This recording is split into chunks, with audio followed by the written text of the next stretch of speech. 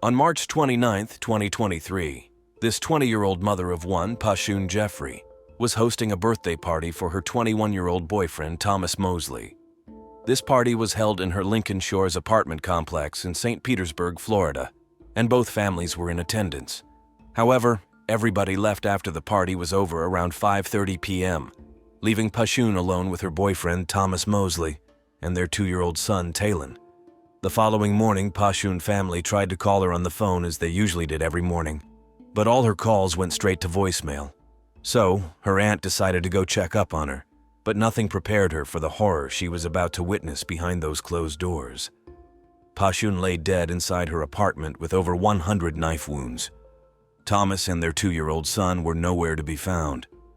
But the following day, 2-year-old Taylen Mosley would be found in the mouth of an alligator at Lake Major, while his father, Thomas, was found in a nearby hospital where he was receiving treatments for several knife injuries. What would you do if your worst nightmare came true, and a loved one vanished without a trace, only to be found in the most horrifying way imaginable? This is the harrowing story of Pashon Jeffrey, a young mother found brutally murdered and her 2-year-old son, Taylen, discovered in the jaws of an alligator. As the investigation unfolds, chilling questions arise. Who committed this horrific crime? And why? Did Thomas Mosley, the child's father, have anything to do with it? At the young age of 20, Pashon Mosley's life was both inspiring and fraught with challenges. She was raised in St. Petersburg, Florida, where she excelled academically at Northeast High School. Against all odds, she graduated as the valedictorian in 2021, a feat made even more remarkable by the fact that she was also a young mother at the time. Her graduation photo is heartwarming, depicting her proudly holding her son, Taylen, who was born in October 2020 to her and her then-boyfriend, Thomas Mosley. Thomas harbored dreams of success in the music industry as a rapper. However, his pursuit of this dream often meant he was not available to support Pashon and their son as much as he could have. Undeterred, Pashon was resolute in her goal to forge a better future for herself and Taylen. After high school, she began working full-time at a CVS pharmacy and managed to secure a new apartment at Lincoln Shore Apartments. It was a significant source of pride for her to be able to stand on her own and provide for her son. Taylen, endearingly nicknamed Tay, was a delight, always dressed in his favorite color, orange. When Pashon was at work, Taylen would stay with his loving grandmother, Lita, or Pashon Aunt Theo.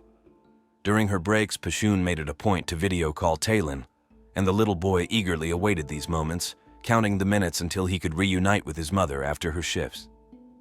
He misses Mom, they're constantly in touch. She adored Taylen, we don't know. She was always there for tea.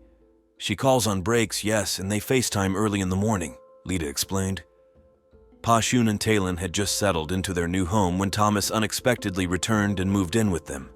Despite the frustration of living with someone who did not contribute financially, the situation appeared to be improving.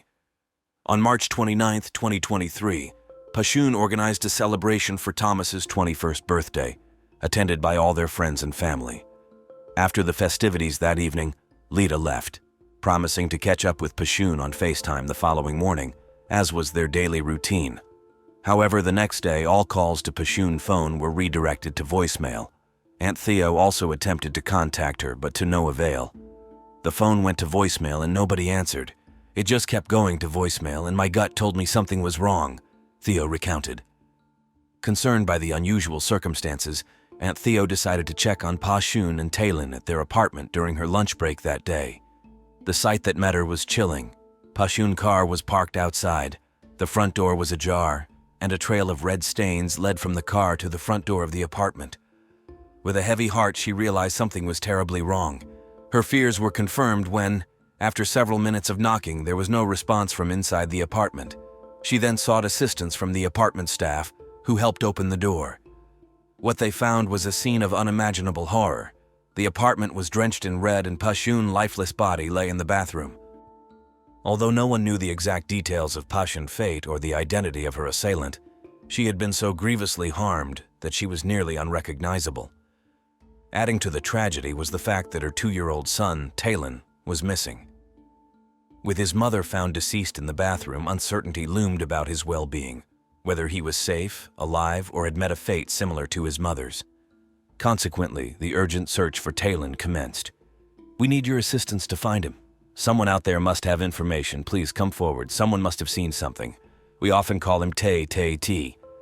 He responds to the glam as well. Yes, he answers to several names. He frequently called his mother using his cell phone always. A relative pleaded. We are at a loss for words. We loved Pashon dearly, and now we've lost that spark. We implore you to help us locate T and bring him back safely. Please, any help would be greatly appreciated. We need to know where he is, and we are grateful that efforts are being made to possibly reunite him with us. Thank you. We truly need your help, another family member expressed.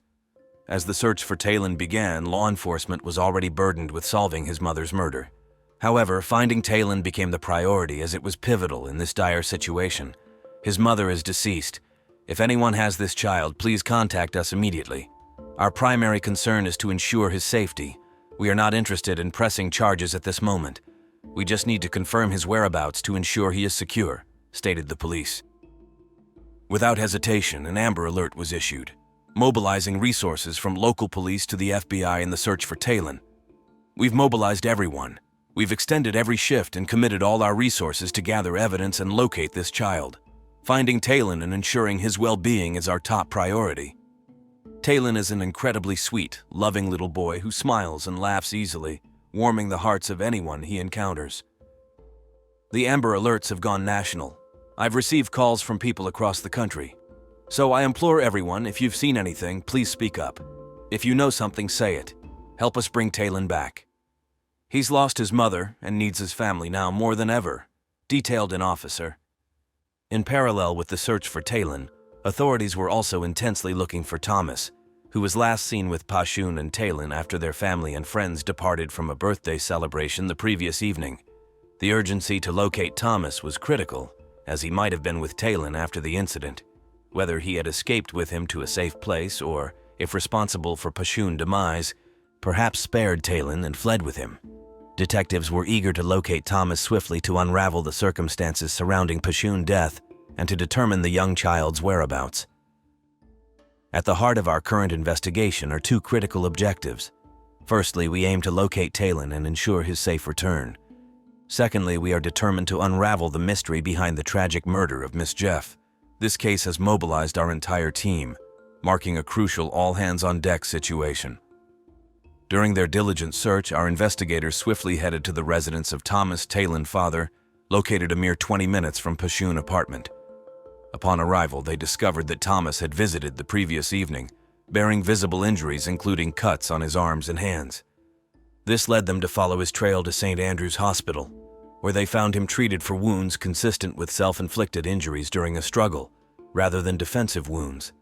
When approached for questioning, Thomas immediately shut down and requested legal representation, leaving Taylen's whereabouts distressingly unclear and adding urgency to our search. While some officers continued to press for information at the hospital, others expanded the search radius dramatically.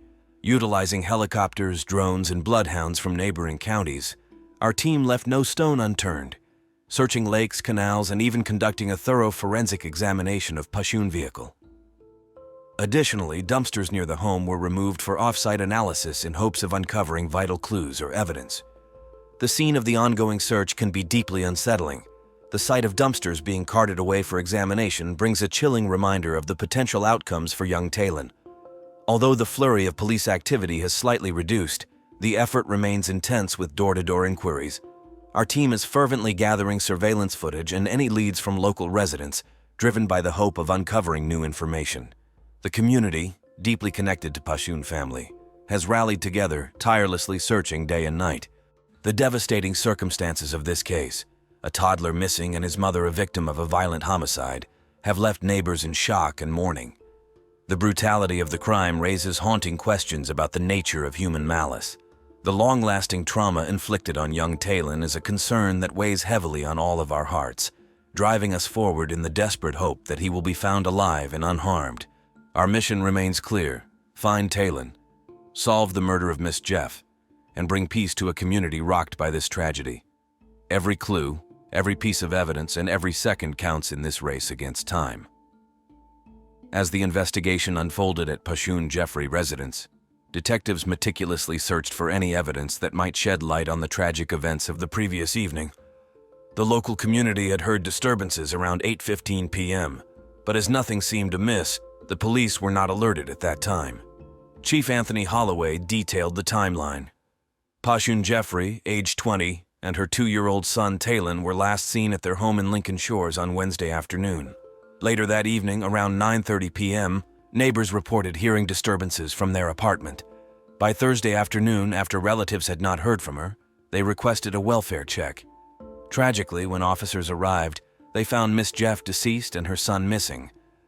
The investigation extended into the following day, leading to a harrowing discovery near the home of Thomas's mother.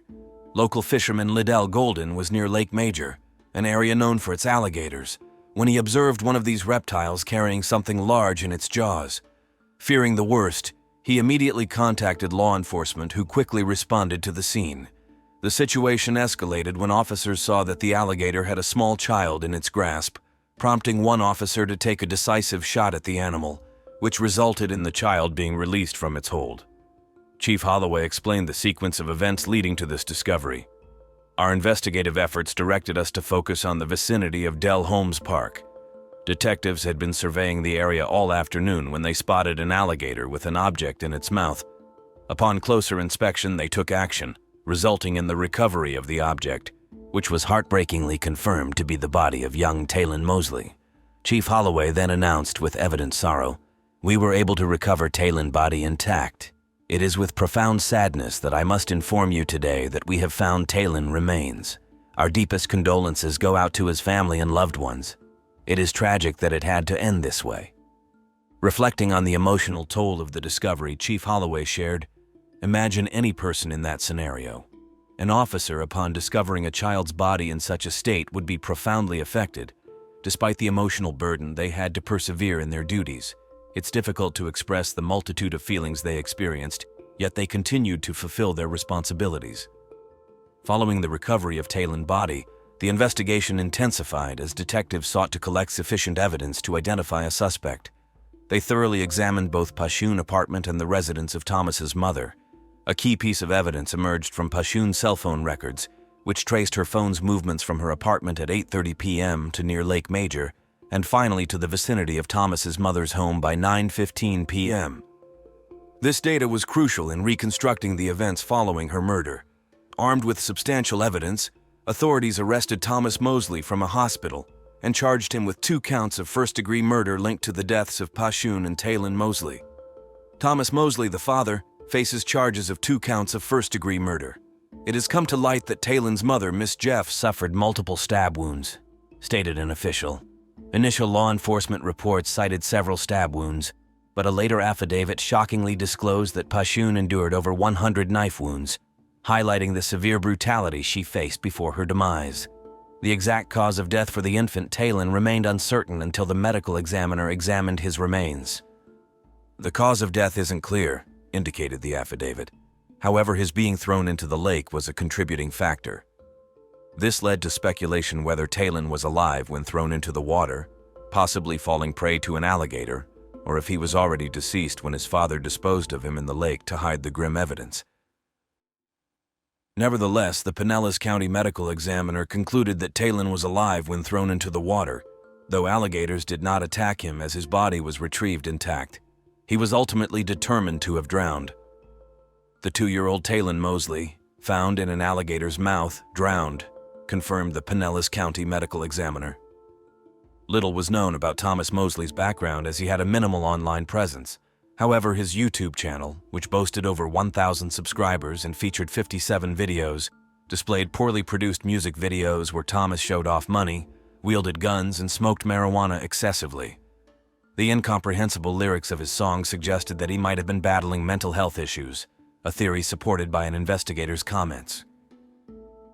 The mention of mental health issues by law enforcement indicates serious concern, highlighting that Thomas may have been facing significant challenges.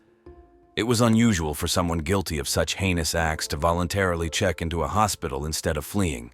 The motive for his crimes remains unclear, though some speculate that Thomas might have planned this violent spree as a perverse celebration of his 21st birthday. He committed the crimes after his birthday party and then calmly surrendered to the police as though he had resigned himself to his fate, reminiscent of a horror movie plot come to life. Tragically, the manner in which Thomas disposed of his son, Taylen, by throwing him into a lake was heartless, treating him like disposable waste in hopes he would simply disappear. If not for Liddell Golden being in the right place at the right time, Taylen might have never been discovered. Golden, deeply affected by the discovery, especially since he has a daughter Taylen age, later learned that he was distantly related to Pashon family. It seemed fate played a hand in ensuring he was there to find Taylen. His next court evaluation was set for April 22, 2024. At the time of creating this video, we haven't received any credible updates about the case. In the meantime, defense attorney Anthony Rickman, who is not involved in the case, has expressed that Thomas will not be released. Rickman explained, "It's fairly typical in criminal court for a defendant to be declared incompetent to stand trial. However, this does not imply he will be released. Just because he is found incompetent today does not mean he will not face trial in the future. Currently, he's been deemed incompetent, and as a consequence, he must be sent to a state hospital to regain his competence." He also highlighted the critical difference between incompetency and insanity, stating, "This isn't about him claiming insanity at the time of the offense. As of now, he's simply not competent to stand trial, which is different from someone being insane or invoking an insanity defense. This process ensures that the defendant is mentally prepared to collaborate with his legal team for his defense. We hope that once the state completes his rehabilitation and considers him competent to stand trial, he will face the repercussions of his actions. Until then, our thoughts are with the family, and we hope they find the fortitude to continue their quest for justice." A family member remarked, "I want people to remember them as two kids who truly loved each other. I would never have imagined at the start of this week that something like this could occur. We were supposed to have Tay on Saturday. Life will be difficult without them. How one copes, I really do not know." Do you believe Thomas placed Taylen in the water, knowing there was a chance the child could be attacked by alligators to eliminate evidence of his crime? We invite you to share your opinions in the comments below.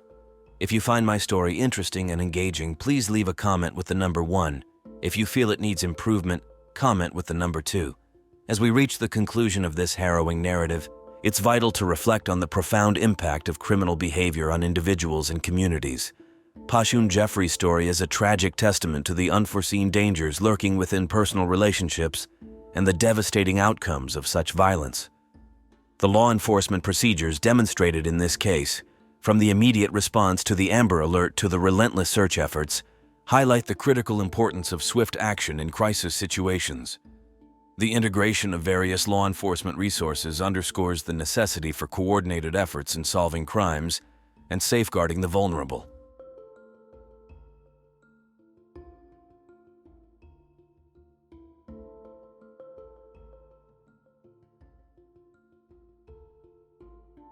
Do you really know what goes on behind closed doors in the homes of people you think you know?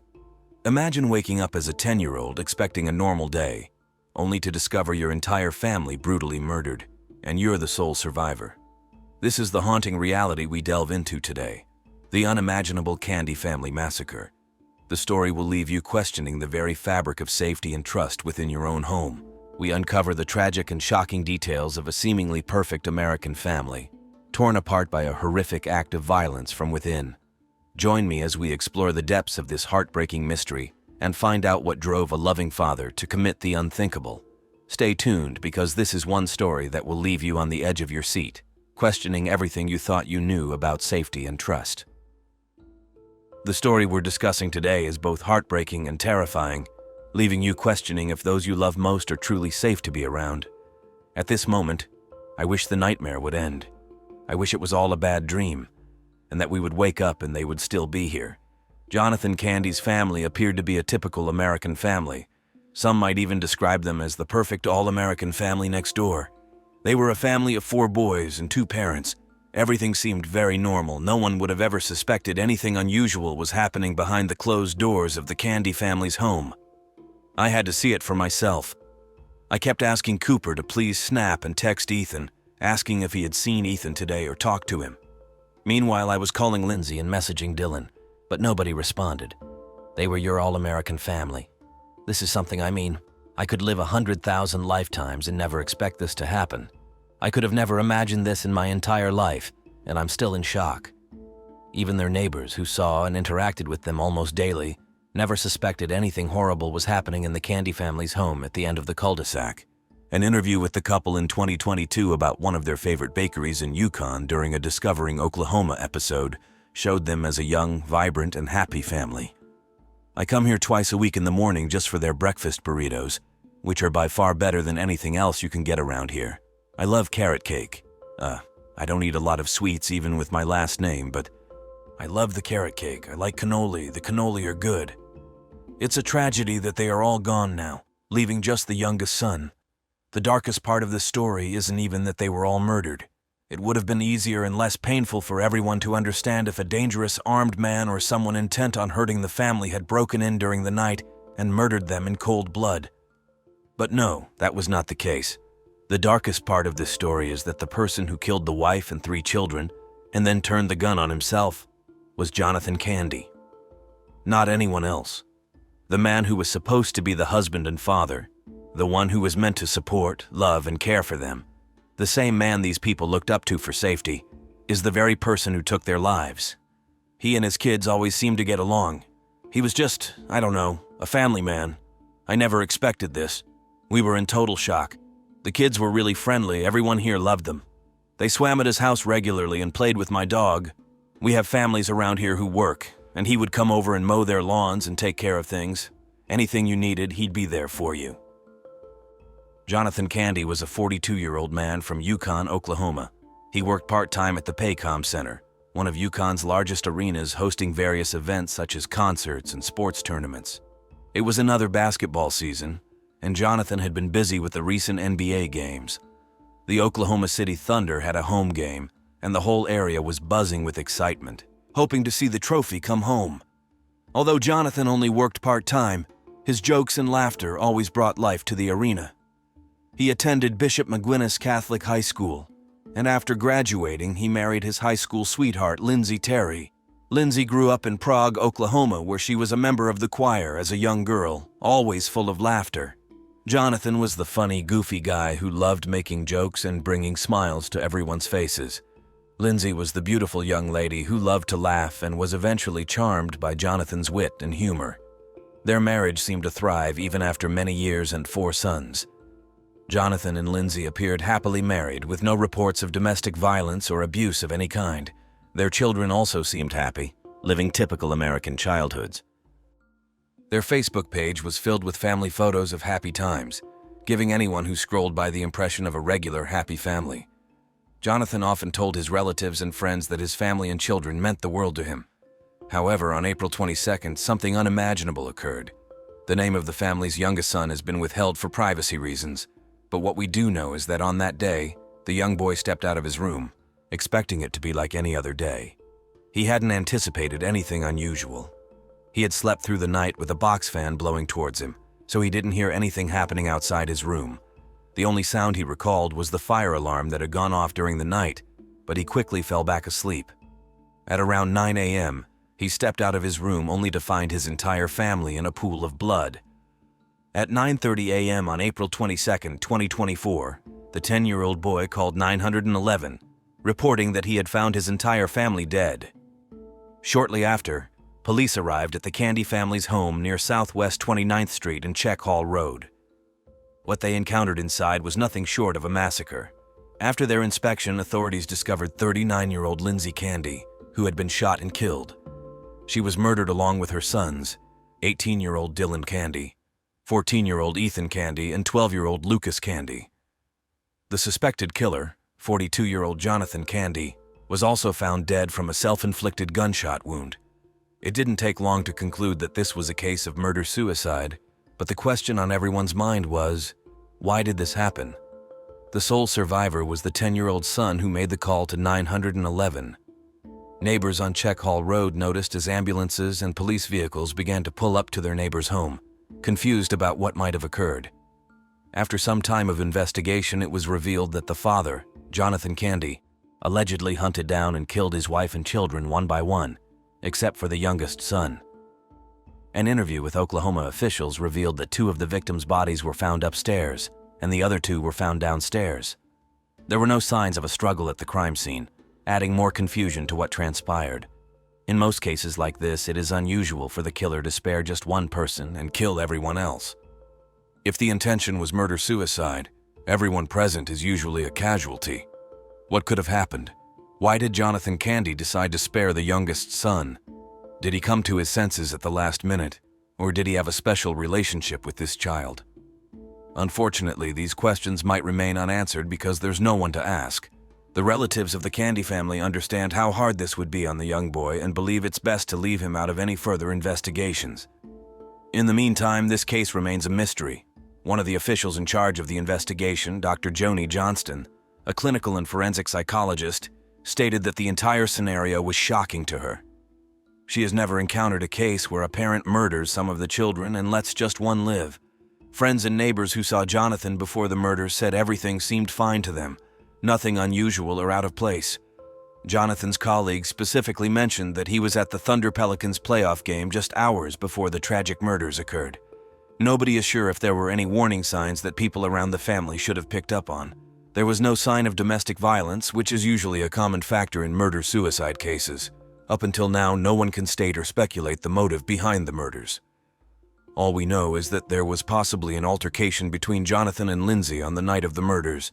No one knows what their argument could have been about, and why Jonathan decided that the best way to deal with the situation was to kill his wife and systematically hunt down and kill 3 of his kids.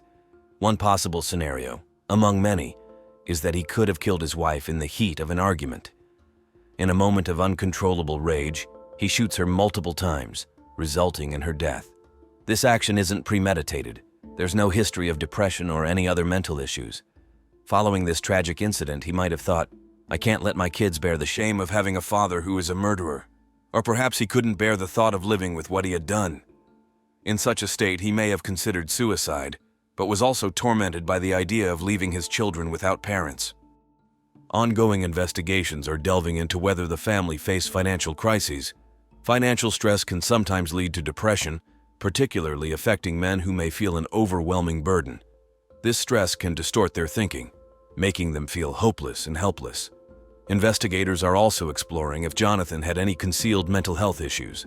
Often, the stigma around seeking help for mental health problems prevents individuals from reaching out, leading to catastrophic decisions that impact not only their lives but also the lives of their loved ones.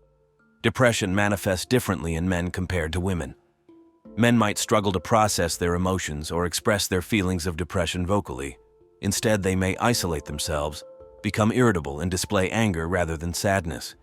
Families, friends, and loved ones may not recognize these as signs of depression, potentially overlooking suicidal tendencies. It's a tragedy when individuals don't seek timely help for mental health issues because, at a certain stage of depression, they might lose all hope and believe that ending their lives and possibly taking others with them is the only solution. The true motive behind these murders remains a mystery for now. On Lindsay Candy's Facebook page, her childhood friend Cami Cruz shared heartfelt memories. Lindsay and Cami were church cheerleaders and sang together in the choir. They attended school together until graduating in 2002. Cami recalled a particular memory that showcased Lindsay's bright and playful nature. As young girls, they once hid in a treehouse and fell asleep. Their parents, unable to find them, panicked and called the police. The situation ended in laughter when the girls were found sleeping in the treehouse, having given everyone a fright. Cami also mentioned that she and Lindsay shared a friendship that could always be picked up right where it left off. She expressed her devastation upon hearing the news of the Candy family's death, struggling to comprehend the tragedy. Lindsay was deeply loved and brought joy to many, especially her boys.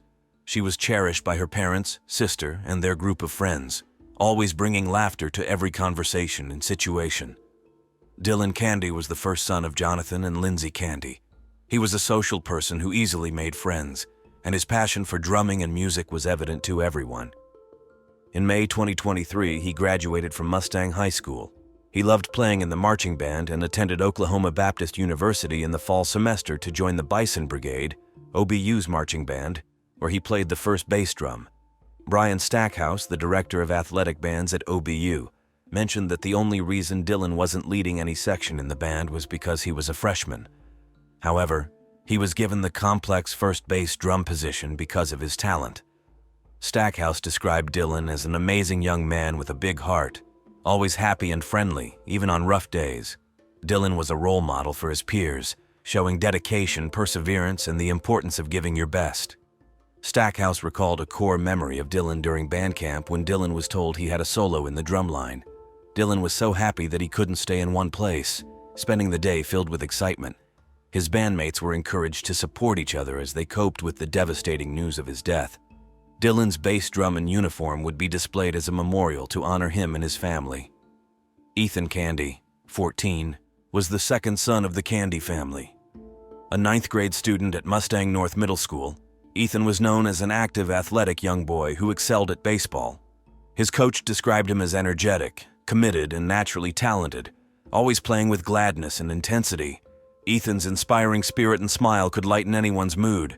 His coach, T.J. Armstrong, was fond of Ethan, who was best friends with his son. Armstrong believed Ethan brought out the best in his son and affectionately called him Sweet Candy Man. Ethan's best friends, Cooper Armstrong and Wyatt Livy, along with his other friends, struggled to process his loss. A memorial bench is being set up at the Mustang Youth Sports Complex to honor his presence in their lives and the team.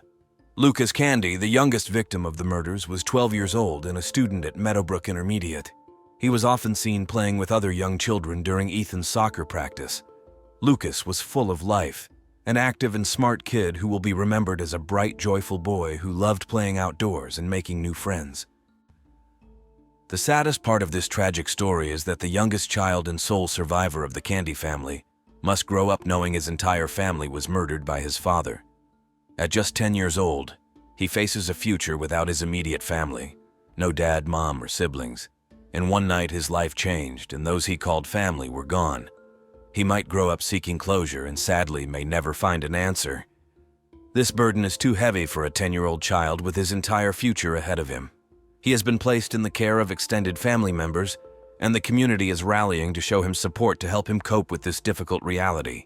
Social workers have been assigned to work closely with the family to ensure he receives all the necessary emotional and psychological support. A GoFundMe campaign has been set up for him, encouraging people to contribute as much as they can to assist with his upkeep, education, and future needs.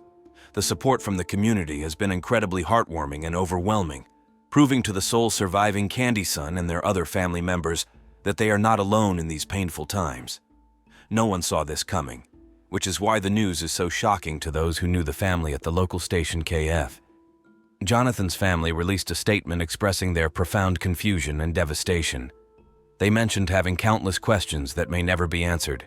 A family neighbor, 68-year-old Michael Burham, shared his disbelief that his neighbors are no more and expressed how much he already misses them. Another neighbor, Brian Graham, highlighted how helpful and handy Jonathan was around the neighborhood. T.J. Armstrong, Ethan's coach, chooses to remember Jonathan Candy as the great guy he always knew. Someone always thankful and generous with hugs. His wife, Rhonda Armstrong, who had known the Candy family for over 3 years, fondly recalled how she couldn't stop smiling and laughing whenever she visited their home or they visited hers. She mentioned how Lindsay was always the loudest cheerleader at Ethan's baseball games. Everyone who knew them saw them as a kind, sweet, and happy family, making what happened to them even harder to believe. Investigators are conducting a thorough search for clues that might explain Jonathan's drastic actions. They are examining his interactions with friends and family to identify any signs of a poor mental state. However, the absence of any previous indications of mental health issues has made it particularly frustrating to determine a clear motive. Authorities are using this incident to emphasize the importance of seeking help for mental health issues. They stress the need to break the stigma associated with seeking help.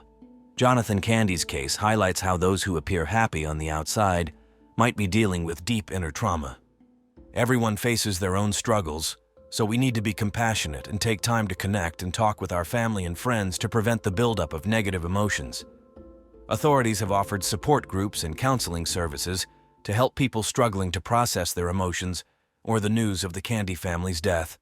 This seems like a nightmare everyone wishes they could wake up from. The Candy family was loved by many and will forever be cherished in their hearts. As family and friends grieve the loss of Jonathan, Lindsay, Dylan, Ethan, and Lucas Candy, they realize that the priority now is to ensure the surviving member of the Candy family receives all the support and love possible. In the tragic story of the Candy family, we've seen how critical it is to recognize the signs of mental health struggles and the importance of community support. As we reflect on this heartbreaking incident, it's vital to understand the role of law enforcement and social services in providing necessary support and interventions. We must all work together to break the stigma around mental health and ensure everyone feels comfortable seeking help. If you or someone you know is struggling, don't hesitate to reach out to local resources and support groups. Remember, no one should face their battles alone.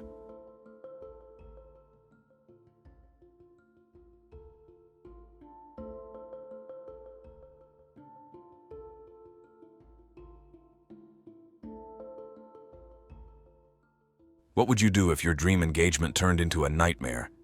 Imagine dedicating your life to raising your children, only to have your hopes for their future brutally snatched away. This tragic story unfolds in Bengaluru, India, where a young software engineer was murdered just days after his engagement. The shocking twist? The killer was someone no one suspected, and the motive was a secret kept too long. Stay tuned as we uncover the dark truths hidden behind what seemed like a perfect match. In every family, parents nurture their children with boundless love and care from their early years into adulthood, often with the hope that these children will be there to support them in their later years. But imagine the profound heartbreak and despair for elderly parents upon discovering that their young son has been brutally murdered. This is not just a tragic scenario, but the stark reality for one family we discuss today. Our story unfolds in Bengaluru, the bustling capital of Karnataka, India, on November 30th, 2003. It involves a young woman named Shubha, engaged to Girish, a software engineer. Shubha's father, a prominent lawyer in Bengaluru, had been increasingly concerned about her marriage prospects as she aged. At 27, Shubha was studying law, perhaps to follow in her father's footsteps. To alleviate his concerns, her father arranged her marriage with Girish, whose family had been acquaintances for many years. Girish, employed by a reputable multinational company, promised a secure future for Shubha, making him an ideal match in her father's eyes. Their engagement was joyously celebrated on November 30th, with plans for a wedding in April 2004. Just 3 days later, Shubha proposed they dine out, marking their first outing as an engaged couple. After spending the day introducing Shubha to his colleagues, Girish took her to a restaurant on Old Airport Road. Post-dinner, around 9:30 p.m., as they headed home, Shubha expressed a desire to watch planes take off and land at a nearby airport landing spot. It was there, in that isolated spot, their night took a horrific turn. Suddenly, 3 motorcyclists ambushed Girish. Despite her efforts, Shubha couldn't fend off the armed assailants on her own and desperately screamed for help. With no one else in sight, the attackers brutally assaulted Girish and then fled the scene. A passing driver heard Shubha's cries and rushed to help. Together, they managed to transport the grievously injured Girish to a hospital. Despite the medical team's relentless efforts, Girish succumbed to his injuries, and his death was declared on December 4th. On the day of the tragic incident, deeply concerned about the grim fate that had befallen his son, Girish's father hurried to the local police station. He reported to the authorities that his son and his fiancée, Shubha, had gone out to a dinner the previous evening. After their meal, while they were standing at a viewing area near the airport, an unknown group violently assaulted Girish, leading to his untimely demise. Prompted by the gravity of the situation, the police immediately took charge, initiating their investigation by first interviewing Shubha, who was the sole eyewitness to the horrifying event. The officers approached Shubha with sensitivity, understanding the profound grief she was experiencing, evidenced by her continual tears since learning about Girish's tragic end. Despite her distressed state, Shubha corroborated the account initially provided by Girish's father, offering no new details to the police. Determined to uncover the truth, the police conducted a meticulous examination of the crime scene as well as a thorough background check on Girish. They delved into his personal life, searching for potential enemies who might have harbored a grudge significant enough to lead to murder. However, their efforts were hampered by the absence of CCTV footage in the remote area, which at the time was sparsely equipped with surveillance technology. Faced with dead ends, the investigative team decided to scrutinize the video of Girish and Shubha's engagement party, suspecting that the perpetrator might be someone from their close circle, given that only their families were aware of their dinner outing. The lead investigator meticulously reviewed footage of the guests, focusing on family members and relatives initially, yet found no signs of suspicious behavior. Not deterred, the officer expanded the scope of his review to include neighbors and other guests in the video, but again came up empty. It was during this painstaking process that something unusual caught the officer's eye: Shuba's demeanor. Throughout the event, she appeared distinctly unhappy and noticeably distanced herself from Girish, which was unusual for an engagement celebration, where joy and closeness are the norm. This observation led the investigator to reassess the engagement footage with a new perspective, paying closer attention to Shuba. In a pivotal moment during the ring exchange, Shuba's discomfort was palpable. She seemed profoundly unhappy and continuously tried to create physical space between herself and Girish. This behavior struck the investigating officer as highly unusual for an engaged couple, typically brimming with happiness. Shuba's apparent dissatisfaction with the relationship raised suspicions, although the officer was aware that mere conjecture based on her expressions in a video wasn't enough to take action. Nevertheless, it prompted a deeper consideration of her possible motives and involvement in the tragedy that unfolded. In light of emerging suspicions, the lead investigator opted to examine Shuba's phone call details. Back in 2003, leveraging call detail records to unravel criminal cases was an innovative practice in India, given the novelty of such technology during that era. Indeed, only a minority of the Indian population owned mobile phones at that time. However, the investigator, being keenly interested in technological advancements, managed to acquire the call records of Shuba, who, coming from a wealthy family, possessed a mobile phone. The records disclosed that on December 3rd, Shuba had made multiple calls to the same number. Further investigation into this mysterious number revealed it was registered to a young man named Arun Verma. The police then set out to uncover the relationship between Arun and Shuba and discovered that both were students at the same college, although Shuba was 2 years Arun's senior. Curious about their whereabouts on the day in question, the officer tracked their locations and found that both were in close proximity to the airport on December 3rd. Intriguingly, Arun appeared to have been following Shuba's movements closely throughout the day. This finding intensified the police's suspicions. They located Arun Verma and brought him in for questioning.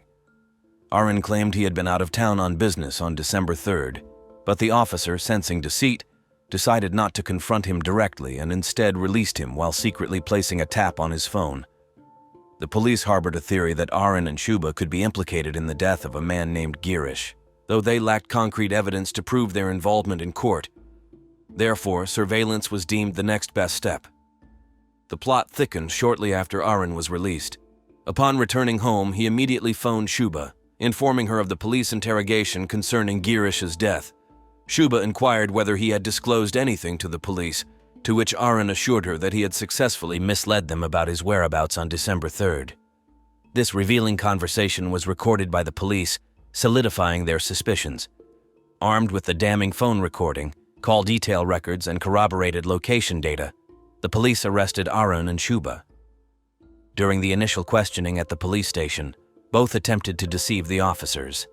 However, under the mounting pressure, Arun's resolve crumbled, and he confessed to their involvement in Girish's death, providing the breakthrough the police needed to solve the case.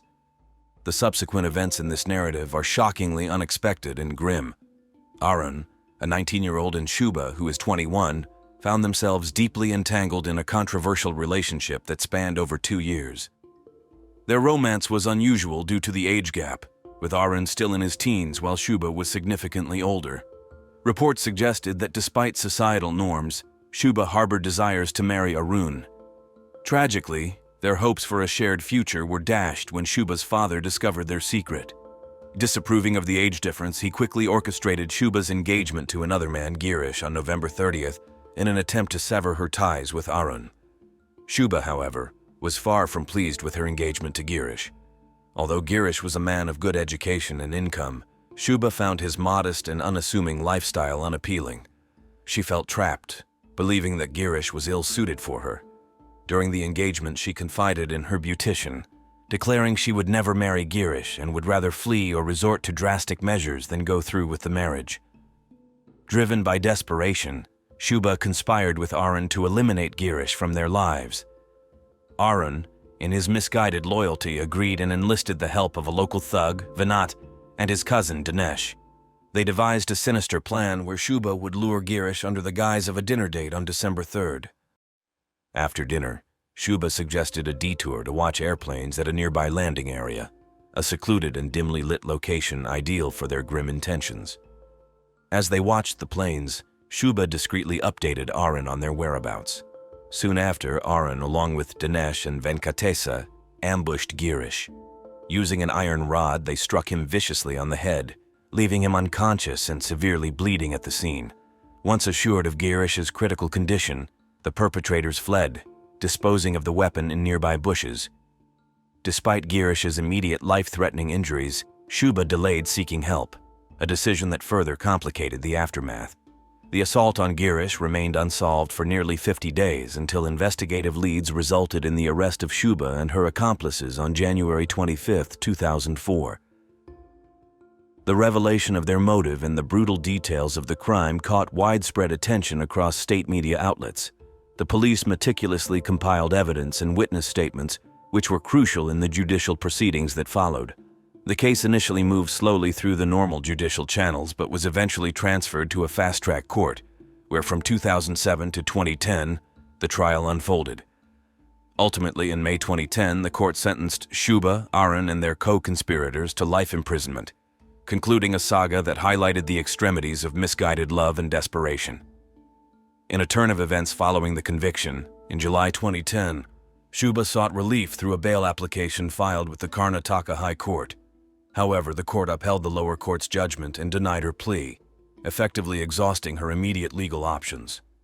Persisting in her quest for freedom, Shuba escalated her case to the Supreme Court. In August 2014, after a lengthy deliberation, the Supreme Court granted her temporary bail for a specified period, marking a significant, albeit provisional, change in her legal circumstances. The resolution of this case owes much to the astuteness of the investigative officer. His breakthrough came from meticulously analyzing video recordings from the engagement party, which played a pivotal role in piecing together the sequence of events leading to the murder. This critical evidence underscored the planned nature of the crime, reinforcing the case against Shuba and her accomplices. Reflecting on the human aspects of this tragic story, it becomes evident that communication could have altered the course of events. Had Shuba possessed the courage to express her discontent with the arranged engagement to her father, the outcome might have been different. Her inability to communicate her true feelings to both her father and Girish left her feeling trapped, leading to a desperate and fatal decision. If Shuba had openly discussed her feelings with Girish, it's conceivable that he might have understood her perspective and possibly persuaded her father to reconsider their engagement, potentially saving his life. This case thus not only highlights the consequences of actions taken in desperation, but also the tragic outcomes of unspoken truths and unresolved conflicts in personal relationships. We urge you to reflect on the dynamics of communication and trust within your own relationships. How could openness and honesty potentially reshape outcomes in your life? Crime is not merely an act, it's often the result of unaddressed personal and social conflicts. Understanding these underlying factors can aid in prevention and the fostering of safer communities. Now we turn to you, our viewers. How do you think different choices by the individuals involved could have altered the outcome of this story? What measures can communities take to prevent such tragic incidents? Share your thoughts in the comments below, and if you have questions or insights about criminal psychology and law enforcement procedures, we'd love to hear them. Remember, by discussing these issues, we not only spread awareness but also arm ourselves with knowledge that can prevent future tragedies.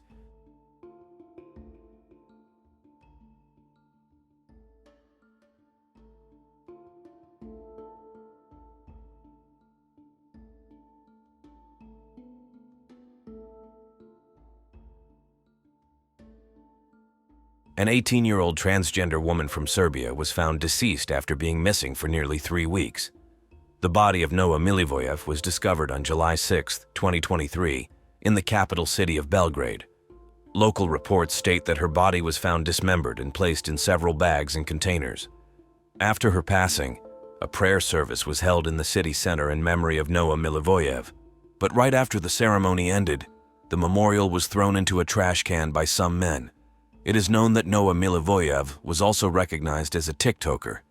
In her last video posted on her TikTok profile, She mentioned that someone had written her a letter calling her a freak. It appears that Noah Milivojev was responding to various insults directed at her views and beliefs. A suspect has been arrested and is alleged to have confessed to causing her death shortly afterwards.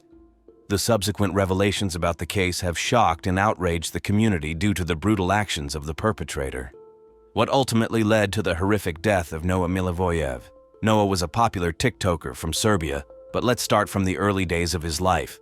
Noah was born in Kovilj, a small town in Serbia. Initially, we don't know the name given to Noah at birth, but later he chose to use the name Noah. Noah grew up in a suburban settlement in the city of Novi Sad, Serbia, with his twin brother and later a younger sister. From a young age, Noah displayed characteristics that differed from his peers. He was not interested in football or new sports shoes, nor did he enjoy playing video games like his other friends. Instead, Noah preferred playing with Barbie dolls and watching cartoons intended for girls. Noah dreamed of becoming a beautiful princess one day. Serbia has provided free hormone therapy and gender reassignment for those wishing to undergo it for many decades. Noah also wanted to undergo this process, and fortunately, he had the support of his parents, especially his mother.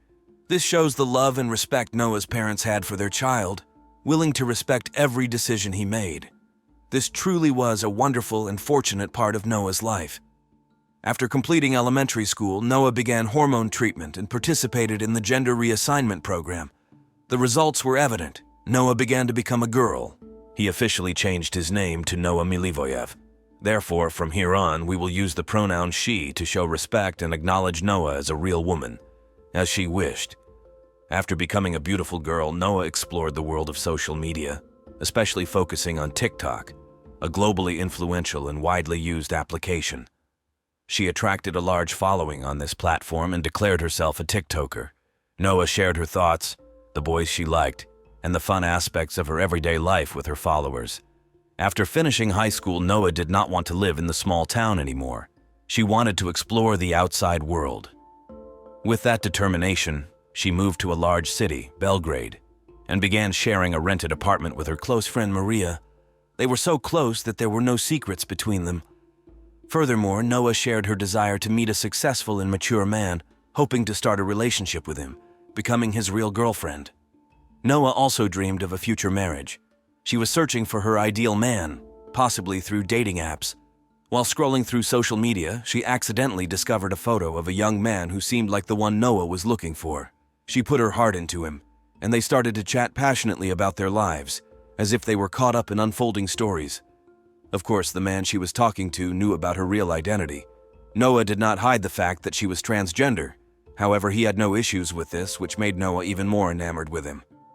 After that, this man personally asked Noah to meet at a famous coffee shop, a place often popular with young men. The date excited both of them.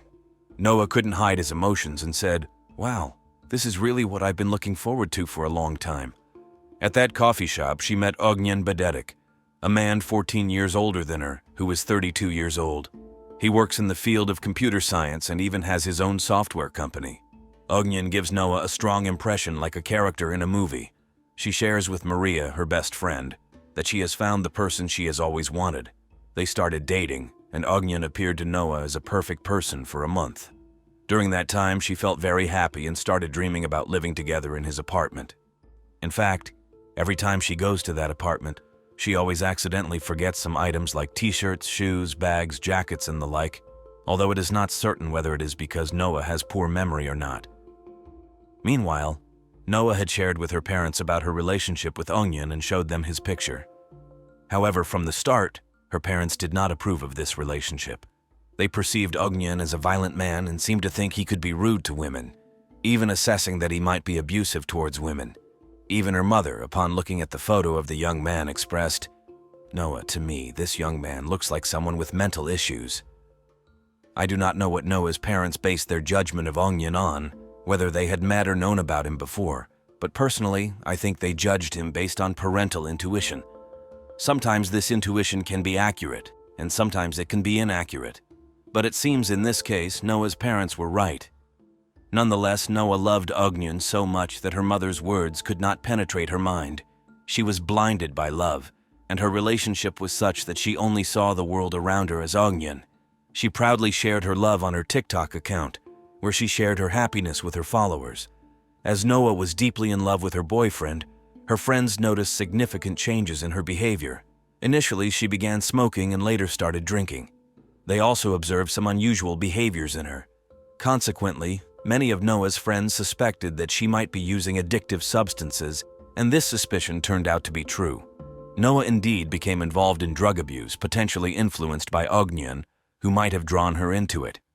A man who coerces his girlfriend into using alcohol or drugs is indeed a controlling individual.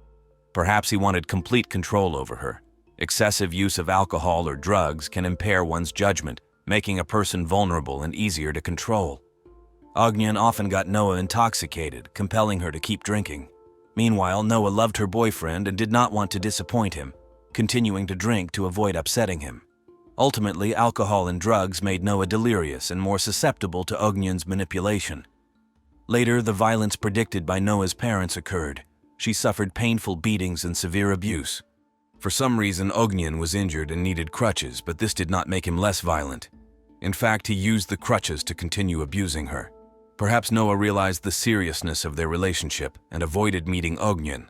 They had numerous arguments. According to what I've learned, another potential reason for their breakup was Ognian's monitoring of Noah's social media activities, where he discovered some videos that Noah had shared on her TikTok channel.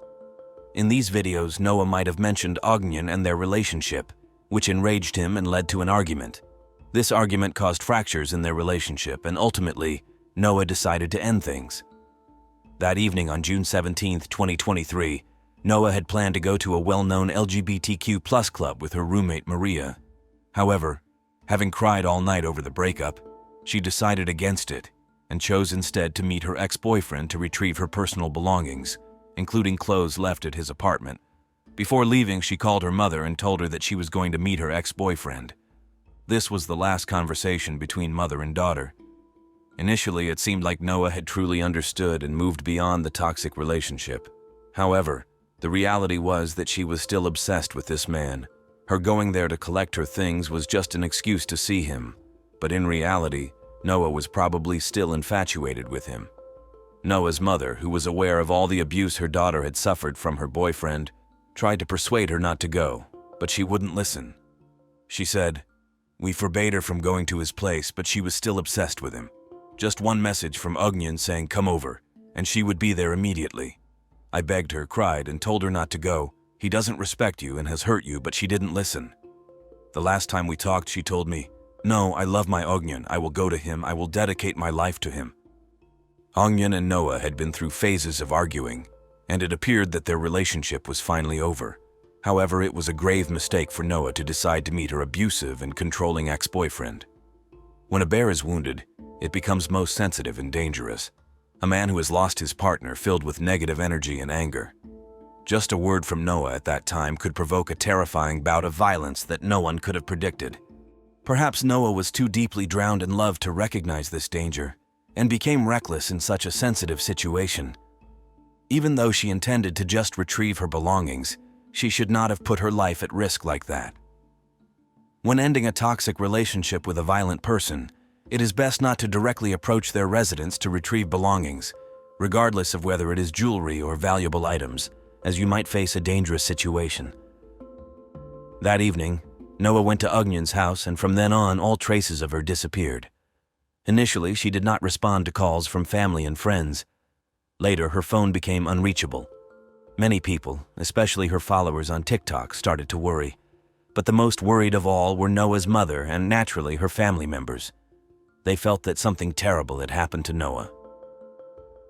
On June 18th, Noah's roommate Maria went to the police station to report that Noah was missing. She even went to 11 Akara Lazar Street, the home of Noah's boyfriend, along with another friend. They entered the yard and approached the apartment where Ognian lived. They knocked and rang the doorbell but received no response. Next, they visited a nearby cafe to inquire if anyone had seen Noah, recognizable by her distinctive pink hair. However, the server said they hadn't seen her and promised to notify them if she appeared, but no updates followed. Noah's mother also reported her daughter's disappearance to the police. However, she was informed that the police had already visited Ognian's apartment and had conducted a detailed interrogation with him. He claimed that Noah hadn't even come to his place that day. After the interrogation, the police left, stating there were no issues. However, there was something suspicious about Ognjen's behavior. Even though the police said goodbye and left, it did not mean they did not suspect him. To be sure, they also spoke to his neighbors, and one neighbor informed the police that they had seen a girl with pink hair come to Ognjen's apartment, knocking on the door and shouting, "Ognjen, let me in, I want to get my stuff." The incident lasted about 20-30 seconds. After that, Ognjen appeared at the door and let the girl into the apartment. Subsequently, a fierce argument was heard but then stopped. The neighbor also mentioned that they had not seen the girl afterward. The police were well informed of all these details. They increased surveillance on Ognjen and monitored him continuously for 20 days. They undertook proactive measures on multiple fronts. A local market vendor told the police that Noah's ex-boyfriend had been buying small quantities of sonic acid from the local market daily. He couldn't purchase large amounts at once due to mobility issues and having to use crutches, but he bought 3 to 4 liters each day. The officer reported this matter to their superiors, and they conducted a detailed search of Ognjen's apartment to find any DNA traces that might be related to the missing person case and the suspected crime involving Noah. When they entered the bathroom, an astonishing scene awaited them. There, a stack of 10-liter plastic containers used for storing frozen food was piled up. One of these containers resembled a human head. They could not believe their eyes as they opened the containers and discovered that they contained body parts, divided and submerged in acid. In a large black bag, the police found a remaining piece of the skull. Notably, a piece of skin with a butterfly tattoo was also found in the fridge. This was Noah's tattoo, a design well known among her friends. The body parts of the victim were sent for DNA analysis to confirm the identity, and the results showed that the victim was indeed Noah. There was no doubt left. Noah had been brutally slain, her body horrifically and terribly destroyed. Ognjen was arrested for the murder of Noah Milivojev after being on the run for 20 days. He confessed the entire incident to the police but claimed he did not remember when he had slain the victim, after which he dismembered the body parts and threw them into the boxes and bags. In the evening, Noah went to Ognjen's house to retrieve her belongings. He let her in and the two began to argue. In a fit of anger, Ognjen struck Noah with a crutch. When she fell, he took a long cable from the floor and wrapped it around Noah's neck, tightening it to the point where she could no longer breathe. When Ognjen realized that Noah had passed away, he went to the kitchen.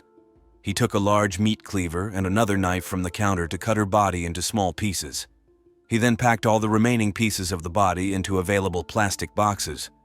Ognjen knew that waste from the dump was not taken directly to the incinerator, but had to be processed first by recycling collection teams. Therefore, he decided to dispose of the body in another way. He bought acid to soak the body parts, except for the victim's head, causing the body to gradually dissolve and the fluids inside to be flushed down the drain or poured into the toilet. He also cut off a piece of skin with the butterfly tattoo he liked. Perhaps he wanted to keep this piece of skin as a trophy for himself. The exact reason is known only to Ognjen, but regardless, this act was truly abhorrent. According to local media, the suspect admitted that after dissolving the rest of the girl's body in acid, he threw the murder knife into the Sava River. It was also reported that he had Googled the best way to dispose of a body right after committing the crime against Noah. After his arrest, Ognjen was taken to the police station and held in custody for 48 hours. Contrary to expectations, he chose not to remain silent to protect himself. Instead, he confessed to everything that had happened.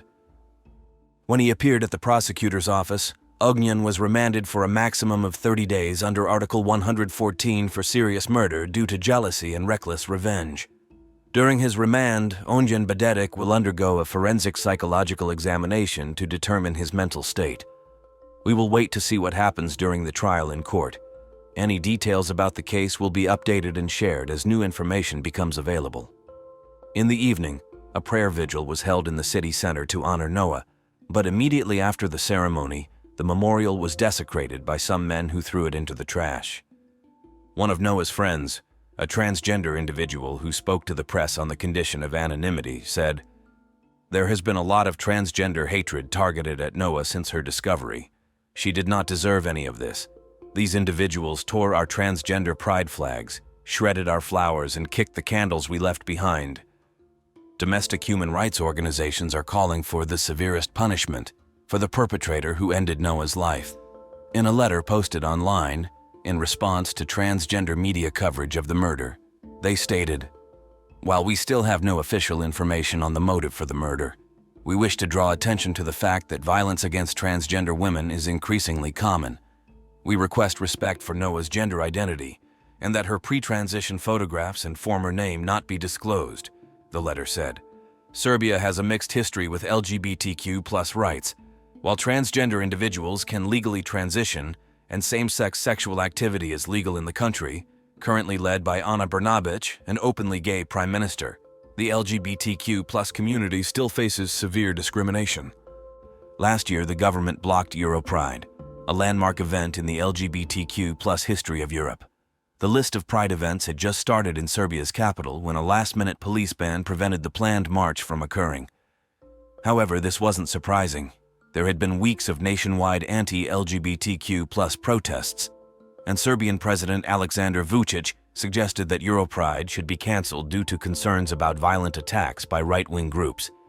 Marko Mihajlović, a Belgrade-based LGBTQ+ activist who participated in Europride 2022, said, "Serbia lacks the political will to address discrimination against transgender or gay people." He told the press, "Noah didn't deserve this, and it just shows how dangerous Serbia can be for LGBTQ+ people.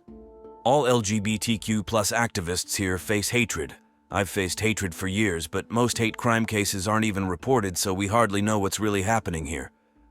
When I learned about the brutality of her murder, I was outraged. Then the memorial was thrown into the trash, and that made me even angrier.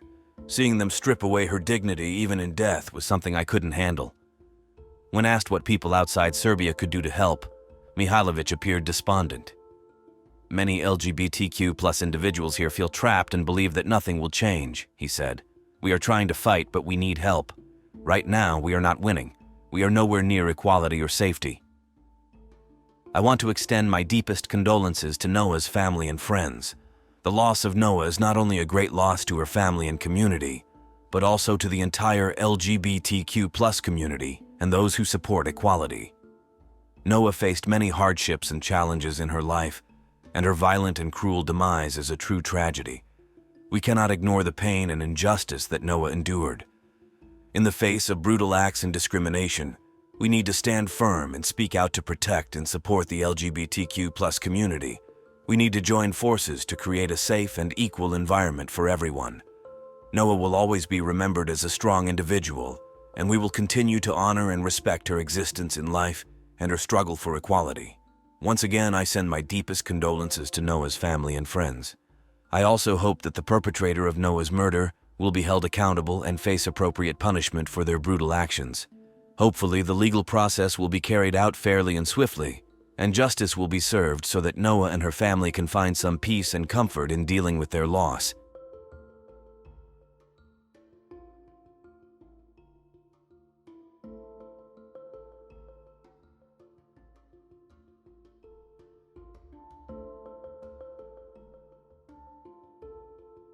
Lawrence Forbes King, also known as Letitia King or Larry King, passed away at the age of 15 when he was shot twice. The incident has left the community bewildered because of its horrifying level of brutality.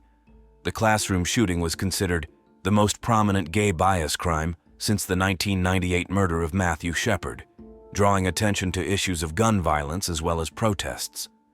Adolescents' gender and sexual identities. Why would a 14-year-old student have a gun and bring it to school?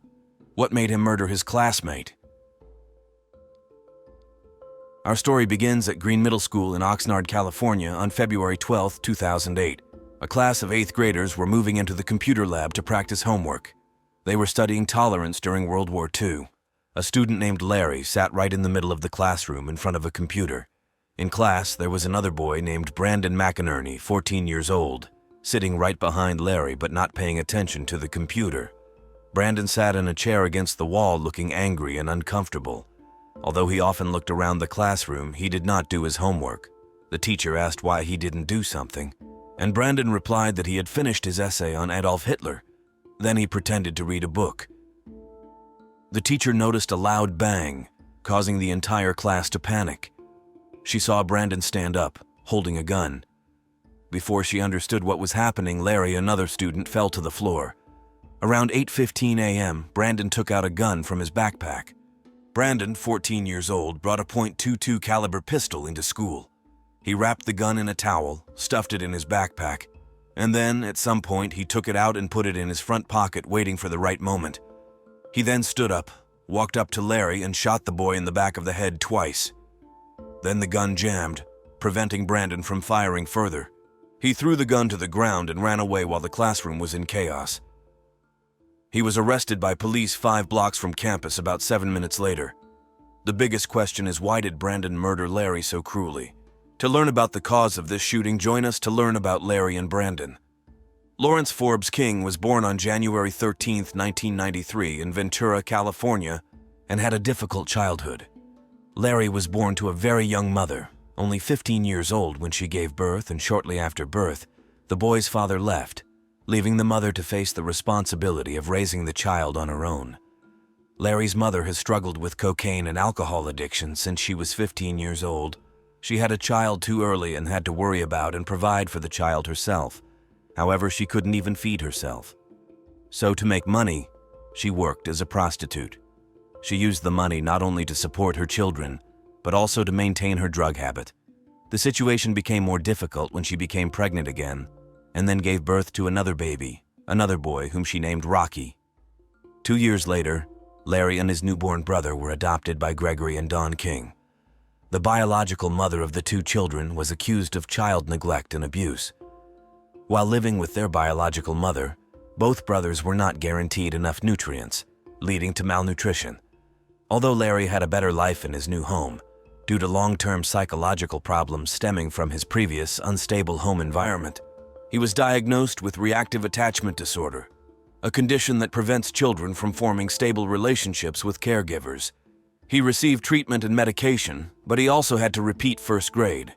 As he grew older, Larry's psychological problems became more complex. For example, Larry's adoptive father stated that Larry has behavioral problems, such as being unable to clean his own room and may use a screwdriver to hit the wall if asked to do so. He also mentioned not being able to take Larry to the grocery store because there was a risk he would steal items. However, another side of Larry was his gentle and thoughtful nature. He enjoyed drawing and knitting. Together with his adoptive mother, Larry created hundreds of hand-knitted scarves and sent them to soldiers in Afghanistan. On one Christmas when Larry was in 7th grade, he gifted one of his homemade scarves to his teacher. Additionally, Larry was known for his wonderful singing voice. Many encouraged him to audition for the show American Idol. He spent a lot of time and money to hone his singing skills. He also hoped to sing the national anthem at a baseball game for his brother Rocky. Larry had a special love for nature and a unique connection with animals. His adoptive father recounted an incident with a stray dog named Jasmine in the neighborhood, which no one could approach except for Larry. The dog often played with him. Larry's dream was to become a wildlife biologist, inspired by a visit to the Smithsonian where he saw various insects. He even took photographs holding bugs, showing his interest in them. His passion for insects, particularly butterflies, grew with time. Larry and his brother enjoyed a peaceful life with their adoptive parents, which could have extended for nearly a decade or more. By 3rd grade, Larry began to be bullied by his classmates due to his weak personality and his openness about being gay since he was 10 years old. When Larry was 12 years old, he was placed on probation for theft and vandalism after taking food from the refrigerator in the house he was living in. In November 2007, he was removed from his foster home and transferred to a group home and treatment center called Casa Pacifica. The reason for this switch was after Larry alleged that his adoptive father had physically abused him, an allegation that his adoptive father, Gregory King, denied. In the documentary I watched, one of Larry's friends shared that he often wore AO dye. One time, this friend saw bruises on Larry's body due to being abused. At that time, another legal guardian named Tracy also mentioned more than 20 allegations of abuse against Larry's adoptive parents. Larry's friend said that he rarely mentioned his family, and when others talked about his family, he often felt sad. However, when Larry arrived at his new home, he found support. In that dormitory apartment, Larry felt warmer and more confident to become himself.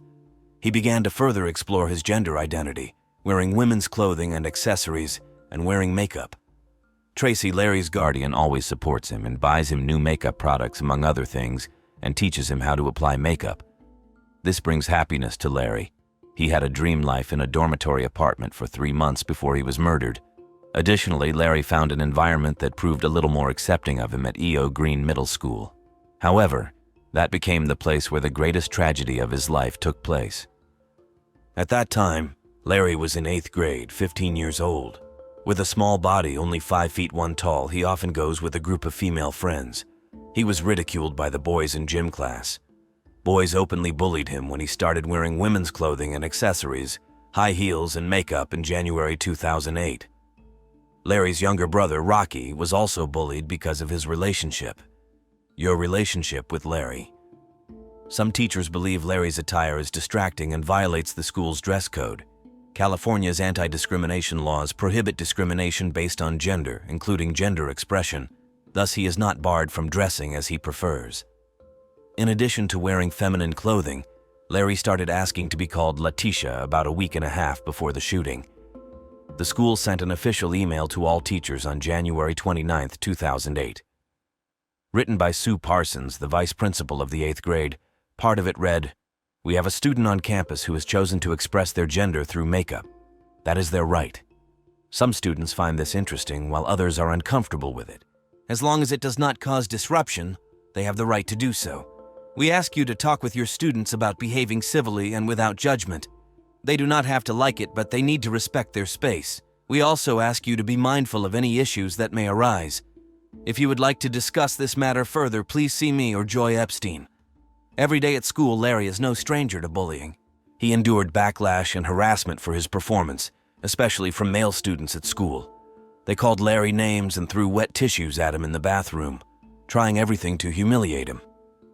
Faced with this situation, Larry decided the best way to cope was to openly flirt with the guys. He approached the people who gave him a hard time, went up to them in the locker room and told them they looked good, and tried to sit next to them at lunch. One of the boys who caused a lot of controversy and tension with Larry was Brandon, a 14-year-old boy who created tragedy in Larry's life. Brandon David McInerney was born on January 24, 1994 in Ventura, California, just like Larry. He also grew up in an unstable family. His mother, Kendra, was addicted to drugs and was abused by his father, William. Brandon's parents' relationship initially developed rapidly, and eventually his father, William, a truck driver, moved to Arkansas for work. There, he stopped by the grocery store where Kendra worked and asked her to go with him to California. Kendra decided to go with it, and the next day they drove to California together. They started dating and everything went smoothly. Kendra then brought her 2 sons with her to California and they began living together. Kendra became pregnant by William and the two eventually went to Las Vegas to get married. This marriage was quick and initially seemed happy. Kendra and her sons are happy with the new man in their lives and everything seems to be going smoothly. However, everything changed when the abuse began in 1993, before Brandon was born. Kendra called the police to report that her husband had shot her in the elbow with a gun. This was a serious incident, in which her arm was broken and the bullet went through the wall and almost hit one of her sons. William was arrested for attacking his wife and he did not deny it. He spent 10 days in jail and was placed on probation for 36 months for domestic violence.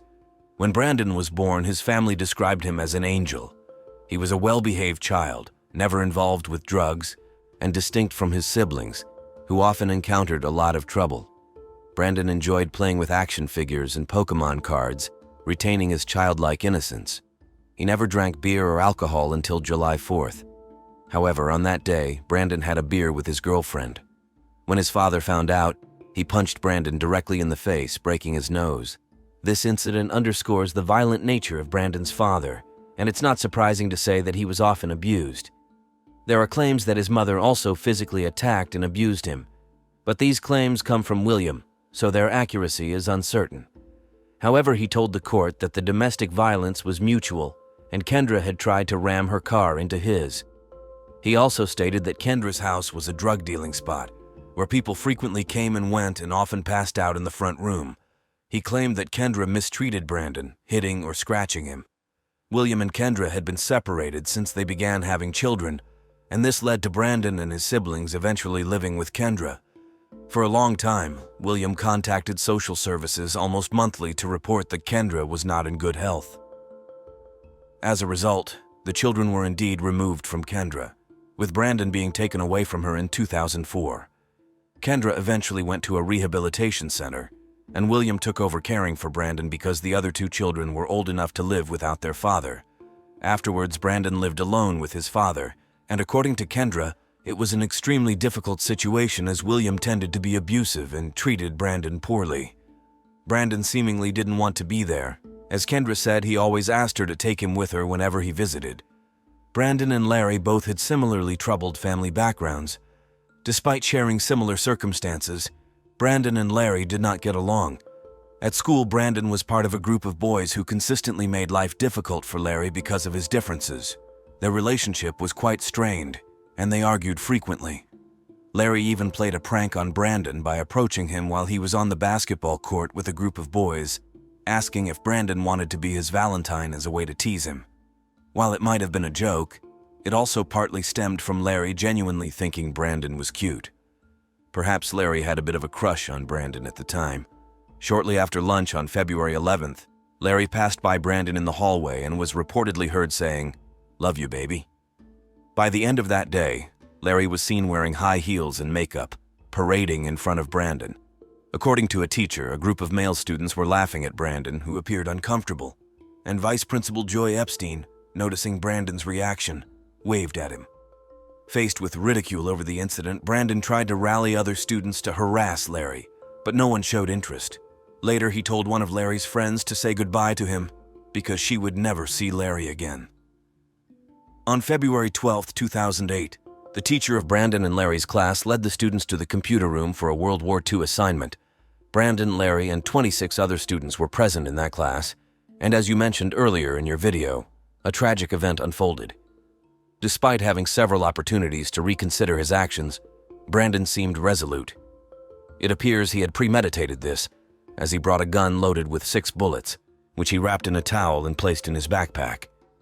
In class, as Larry briefly left, Brandon mentioned contemplating a change of heart. He touched the gun in his bag, seemingly weighing his next actions. When Larry returned to the class and spoke to the teacher about wanting to be called Letitia, Brandon made his final decision. As Larry returned to his seat, Brandon stood up, approached him from behind as he was facing away, and shot Larry twice in the back of the head. Naturally, this caused chaos in the classroom. Larry fell to the ground amid the horrified screams of his classmates. He did not die instantly, but lay in pain, gasping and writhing as the police were called to the scene. The vice principal arrived and held Larry, trying to comfort him. Rumors of the incident quickly spread outside the school. With the shooting having occurred, parents rushed to the school, forming long lines outside, waiting to pick up their children and hoping their own were not involved in the heart-rending incident. Larry was then transported to St. John's Regional Medical Center in critical condition. During his escape, Brandon didn't get far. He was captured just 5 blocks away within 10 minutes. As police conducted their investigation, they discovered that Brandon had grown up around firearms, had learned to use them at an early age, and was well versed in their mechanics. During a search of Brandon's home, they even found a training video on shooting.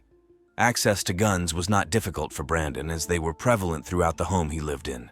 He had ample opportunity to access firearms, living in a household with his father, grandfather, and uncle, all of whom owned multiple guns. Moreover, they even stored ammunition for these firearms in Brandon's closet, a reckless decision considering it was accessible to a 14-year-old. When Brandon's parents discovered what he had done, they were shocked and could not believe their son was capable of such actions. They expressed profound regret to Larry's family and felt terrible that they were unable to afford the $770,000 bail set for their son. Consequently, he was held in custody until his trial. On February 13th, Larry was declared brain dead but was kept on life support for 2 days to facilitate organ donation, a news that broke many hearts. Prayer vigils and marches were held across the United States following Larry's death. Notable figures including Judy Shepard, Human Rights Campaign's Joe Solmonese, Senator Hillary Clinton, and television host Ellen DeGeneres expressed their condolences. 1,000 students in the Hueneme School District, where E.O. Green is located, marched in memory of Larry on February 16, 2008, 4 days after the shooting. In response to the tragedy, California Assemblyman Mike Eng introduced a new diversity education bill in Larry's honor, stating, "We need to teach young people that there is a curriculum called tolerance education that should be in every school. We should teach young people that diversity is not something to be attacked, but something to be embraced because it is diversity that makes California such a great state today." The bill would mandate diversity and tolerance education in California schools. A local prayer service was held in Ventura, California, a year after Larry's death. The 2008 Day of Silence, aimed at protesting LGBT harassment and held on April 25th, was dedicated to Larry. Larry's father, Greg, reportedly did not believe his adopted son was gay, as Larry had told him he was bisexual. Some teachers also showed sympathy for Brandon, stating, "We failed Brandon. We didn't see the bullying from the other side. Larry did as much as he could because he liked the attention." Hundreds of students from the school signed a petition requesting Brandon be tried as a juvenile. In August 2008, Larry's family filed a lawsuit against E.O. Green Junior High School at the Ventura County Superior Court, alleging that the school's allowance of Larry to wear makeup and feminine clothes contributed to his death. However, according to the California Attorney General's office, the school could not legally prevent Larry from wearing feminine clothes due to state laws that prohibit gender discrimination. In February 2008, Brandon's attorney, William Quest, considered requesting a change of trial venue for Brandon. However, in July, Judge Douglas Daly decided that Brandon would be tried as an adult, a decision that was later appealed. In the August trial, Brandon pleaded not guilty to the charges of murder and hate crimes. Throughout this process, Brandon's family had to change legal representation and faced opposition from the public defender's office, raising questions about what was best for Brandon. In October, the court allowed Brandon to change his legal team, dismissing William Quest and the United Defense Group and hiring attorney Robin Bramson. Simultaneously, the court rejected a proposal to prohibit Brandon's former representatives from discussing the case, especially with the media. In December, after evaluations by a psychiatrist and a psychologist, the court affirmed that Brandon was competent to stand trial. Nevertheless, the United Defense Group filed a petition alleging abuse of discretion in the process of transferring Brandon from juvenile to adult court. On December 29, 2008, Judge Rebecca Riley dismissed this petition, citing no evidence of abuse of discretion in transferring Brandon from juvenile to adult court. On January 26, 2009, the preliminary hearing for Brandon McInerney was postponed until March 17th, allowing his lawyers time to appeal the December decision to reject the petition for investigation. However, on March 18, 2009, the hearing was once again postponed after Brandon's father, William McInerney, was found deceased in an accident at Silver Strand near Oxnard. Judge Riley granted Brandon McInerney permission to leave the juvenile detention facility to attend his father's funeral. After the court's ruling on August 27, 2009, Brandon did not plead guilty to the charges. Judge Bruce Young scheduled the trial to begin on October 23, 2009, and it commenced on December 1, 2009.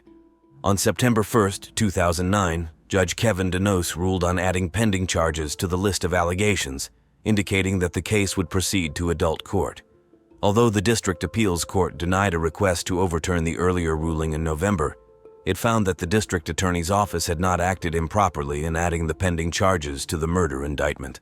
The Supreme Court of California rejected a petition to overturn the decision of the Ventura County Superior Court judge on January 21, 2010.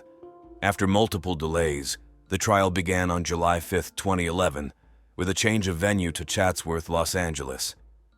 During the first day of the trial, James Bing, Brandon's half-brother, was reprimanded by Judge Campbell because Bing was overheard approaching the jury outside the courtroom and talking to Surname. "My brother's fate is in your hands," he said. Bing was then banned from entering the courtroom unless he was subpoenaed to testify. Prosecutors described Brandon as a popular teenager, skilled in martial arts and shooting, and a white supremacist. She went on to describe Larry as a little guy who was often bullied, saying that Larry wore high-heeled boots, makeup, and jewelry along with his school uniform to school. Scott Whippert, Brandon's attorney, described Larry as an aggressor, saying he often engaged in sexually aggressive behavior and often made inappropriate, provocative comments to Brandon. Witnesses who were students and classmates of Brandon testified on July 7, 2011. One witness said Larry told her he had changed his name to Letitia. Another witness said many students taunted Larry and called him derogatory names behind his back when he came to school wearing makeup and jewelry. Several witnesses said they never noticed Larry making sexual advances toward other students, but that the rude comments he made were just to mess with Brandon.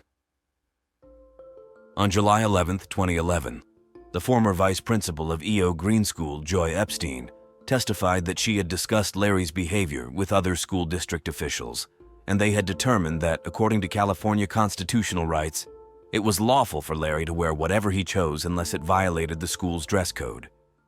Joy Epstein confirmed that high boots, makeup, and jewelry were all allowed under the school's dress code policy. She mentioned that another administrator in the district had emphasized the need to protect the civil and equal rights of students. On July 22, 2011, the jury was shown a video of Brandon fighting at the Ventura County Juvenile Hall, where he was residing. A correctional officer testified that the defendant was a good kid in the honor program for good behavior and had relationships with people of various backgrounds. He noted that fights were common in the juvenile hall environment and that Brandon did not exhibit a propensity for violence as the prosecution had suggested. Dawn Boldrin, an English teacher, had advised Larry to avoid wearing attention-grabbing outfits to prevent negative attention. She had given Larry, a teenager exploring his gender identity and/or expression, a green chiffon dress and suggested he wear it outside of school. A photo of Larry in the dress brought tears to many in the courtroom, illustrating the emotional impact of Larry's story on those present. During the trial, there was no final verdict. Judge Charles Campbell declared a mistrial after the jury reported that they could not reach a unanimous decision. After 8 weeks of testimony and reviewing nearly 100 witnesses, the jury was deadlocked and failed to deliver a final verdict. Throughout the trial, the defense attorneys adopted a strategy for Brandon, citing his gay panic defense. Some jurors also stated on the TV show 2020 that Larry had bullied Brandon, leaving Brandon with no way out. On September 2, 2011, the district attorney's office announced their intention to retry Brandon, and a hearing was scheduled for October 5, 2011. For the second trial, the prosecutors dropped the hate crime charges. On November 21, 2011, Brandon pleaded guilty to second-degree murder, voluntary manslaughter, and use of a firearm. He was sentenced to 21 years in prison, initially at a juvenile facility, and later at an adult prison upon turning 18. Without credit for time served before the trial or for good behavior. He was sentenced on December 19th. As of March 2022, Brandon was incarcerated at the California Rehabilitation Center. As of March 2023, he was held in Folsom State Prison. Years after the death of Larry King, E.O. Green Junior High School established an alliance named PRISM, a safe space for LGBTQ youth and their allies. Several celebrities commented on the murder of Larry King. Some, like Janet Jackson, Calpurnia Adams, Sarah Bareilles, and Taylor Swift, used their fame and recognition to create a public service announcement about the murder that aired on Logo and MTV networks. Rodney King, a victim of police brutality, compared the murder to his own experience as a hate crime victim, asking, "What have we learned? What have we changed?" The circumstances leading up to and following the 2008 murder were documented in the 2013 HBO documentary, Valentine Road. The murder served as a primary inspiration for the award-winning young adult novel by Canadian author Raziel Reed, When Everything Feels Like the Movies, published in 2014, and the novel L'Enfant Mascara by Simon Bouleris, published in 2016. Clinical psychologist Ken Corbett's book, A Murder Over a Girl, published in March 2016, revolves around the tragedy and explores how bullying, homophobia, and transphobia contributed to the murder of Larry King. The book delves into details about the personal lives of Larry King, Brandon McInerney, and those close to the boys, discussing the challenges faced during that period. Finally, we would like to remind you to hold firm in your belief in yourself and the strength of the community. Always seek support from those around you and do not hesitate to share your story and emotions. Together we can overcome any obstacles and build a brighter future for everyone. Each drop of water makes an ocean, and every small action we take is significant. Continue to grow, learn, and explore yourself with pride and joy. Remember, you are worthy of love and respect. Wherever you are, you have value and the right to live a life of freedom and happiness.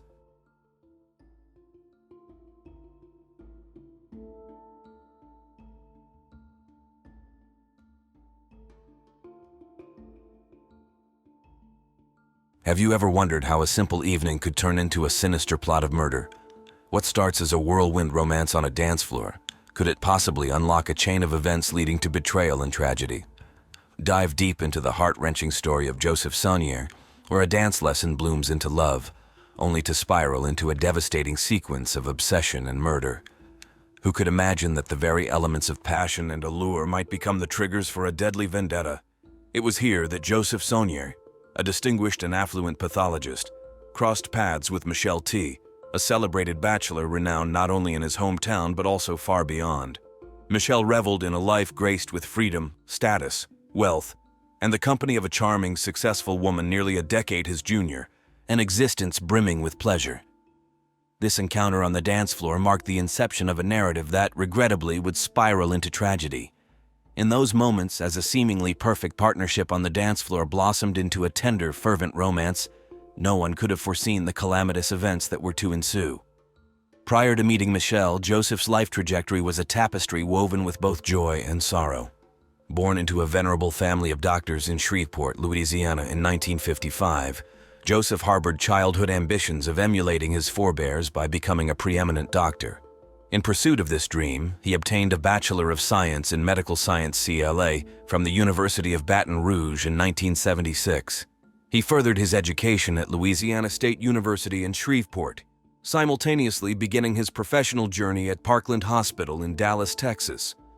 Joseph adeptly juggled academic commitments and hospital duties, striving for excellence in his chosen field.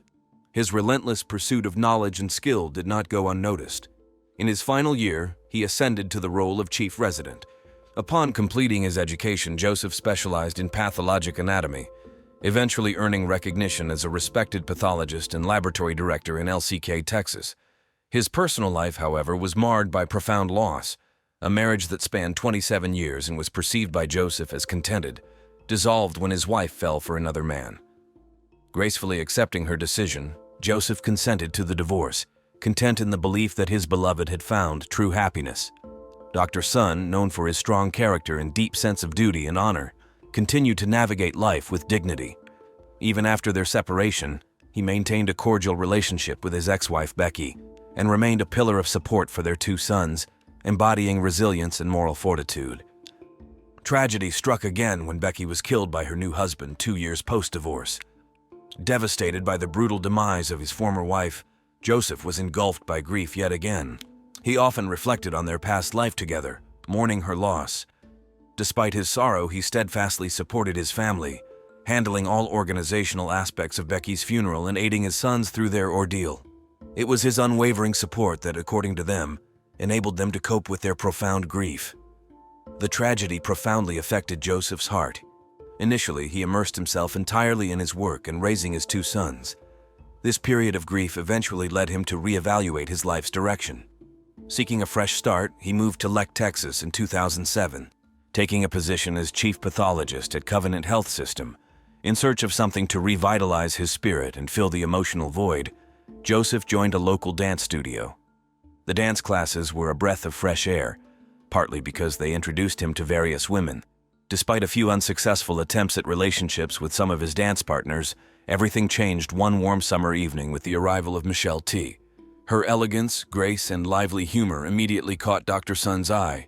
Her radiant smile brightened the entire room, confirming to Joseph that she was precisely what he had been searching for. Michel, noticing the confident, respectful man skillfully navigating the dance floor, was equally intrigued.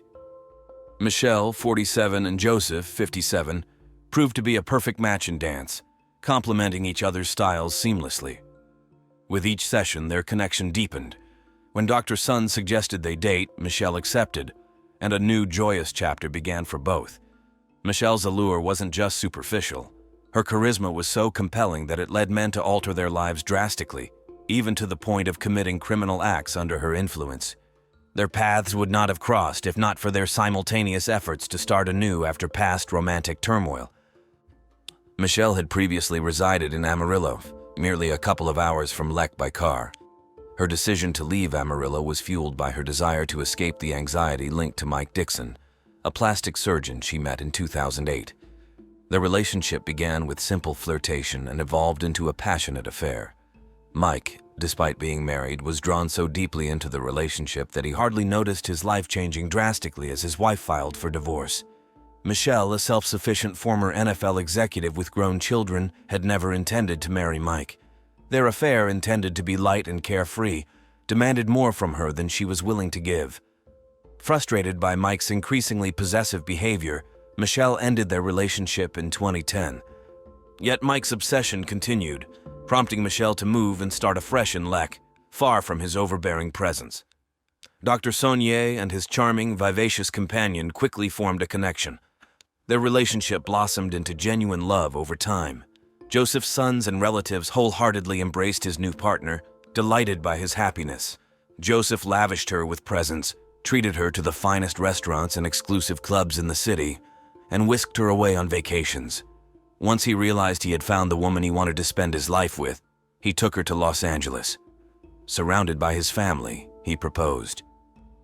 At this point, Michelle was 47 and utterly smitten with her new beau.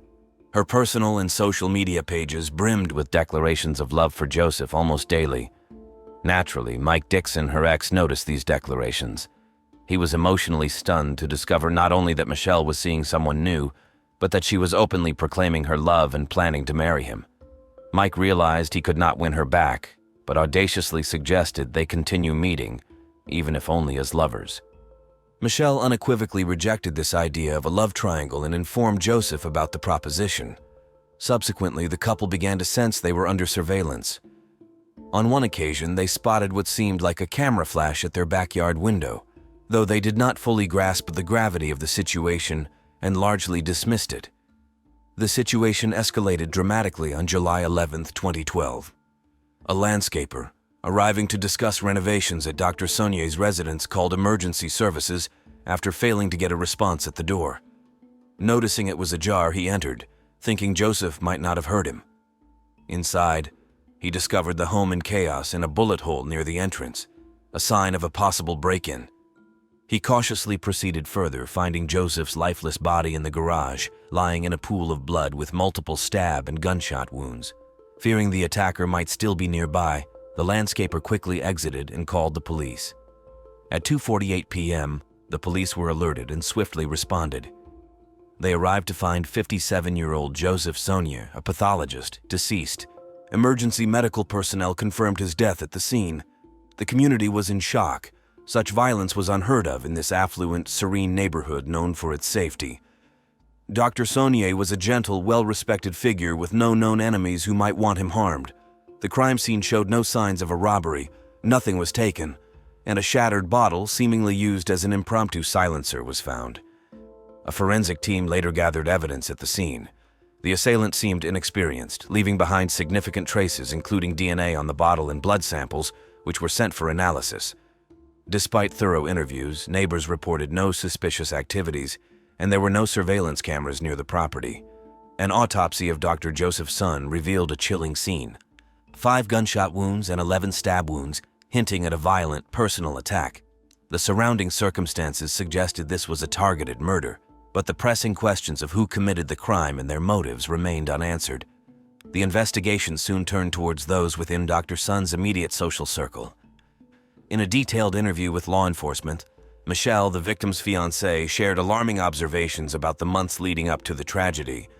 She described a series of unsettling incidents suggesting that Dr. Sun might have been stalked. A mysterious figure was frequently seen loitering outside Joseph's residence, peering into windows and doors.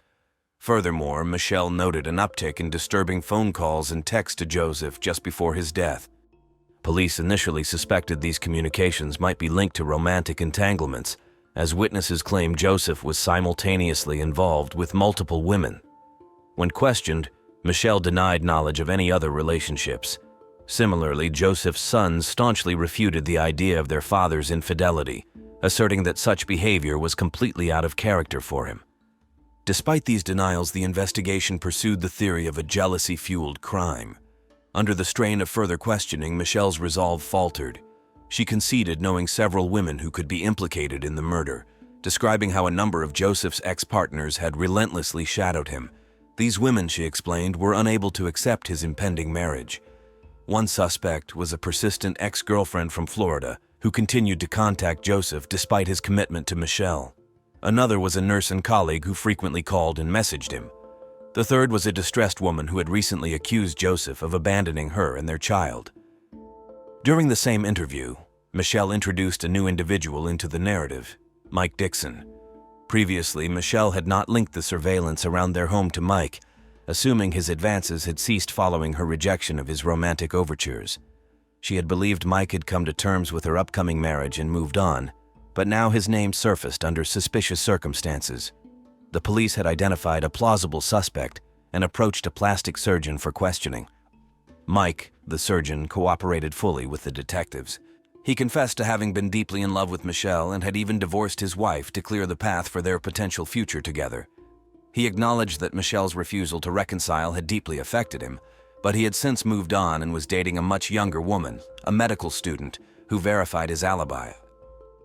Mike was at work during the crime and later with her, making it impossible for him to be at the scene.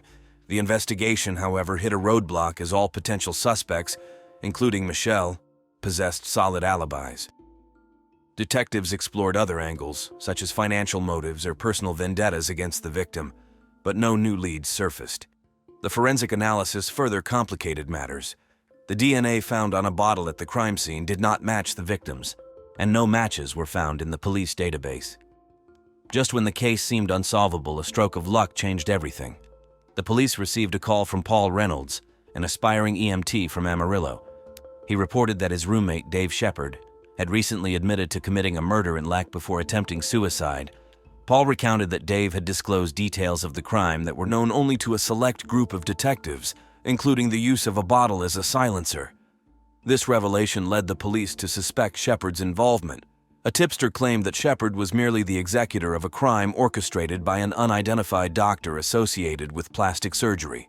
The detectives conducted a background check on Shepard, discovering his history of petty crimes and a recent theft of $30,000 from a well-known businessman.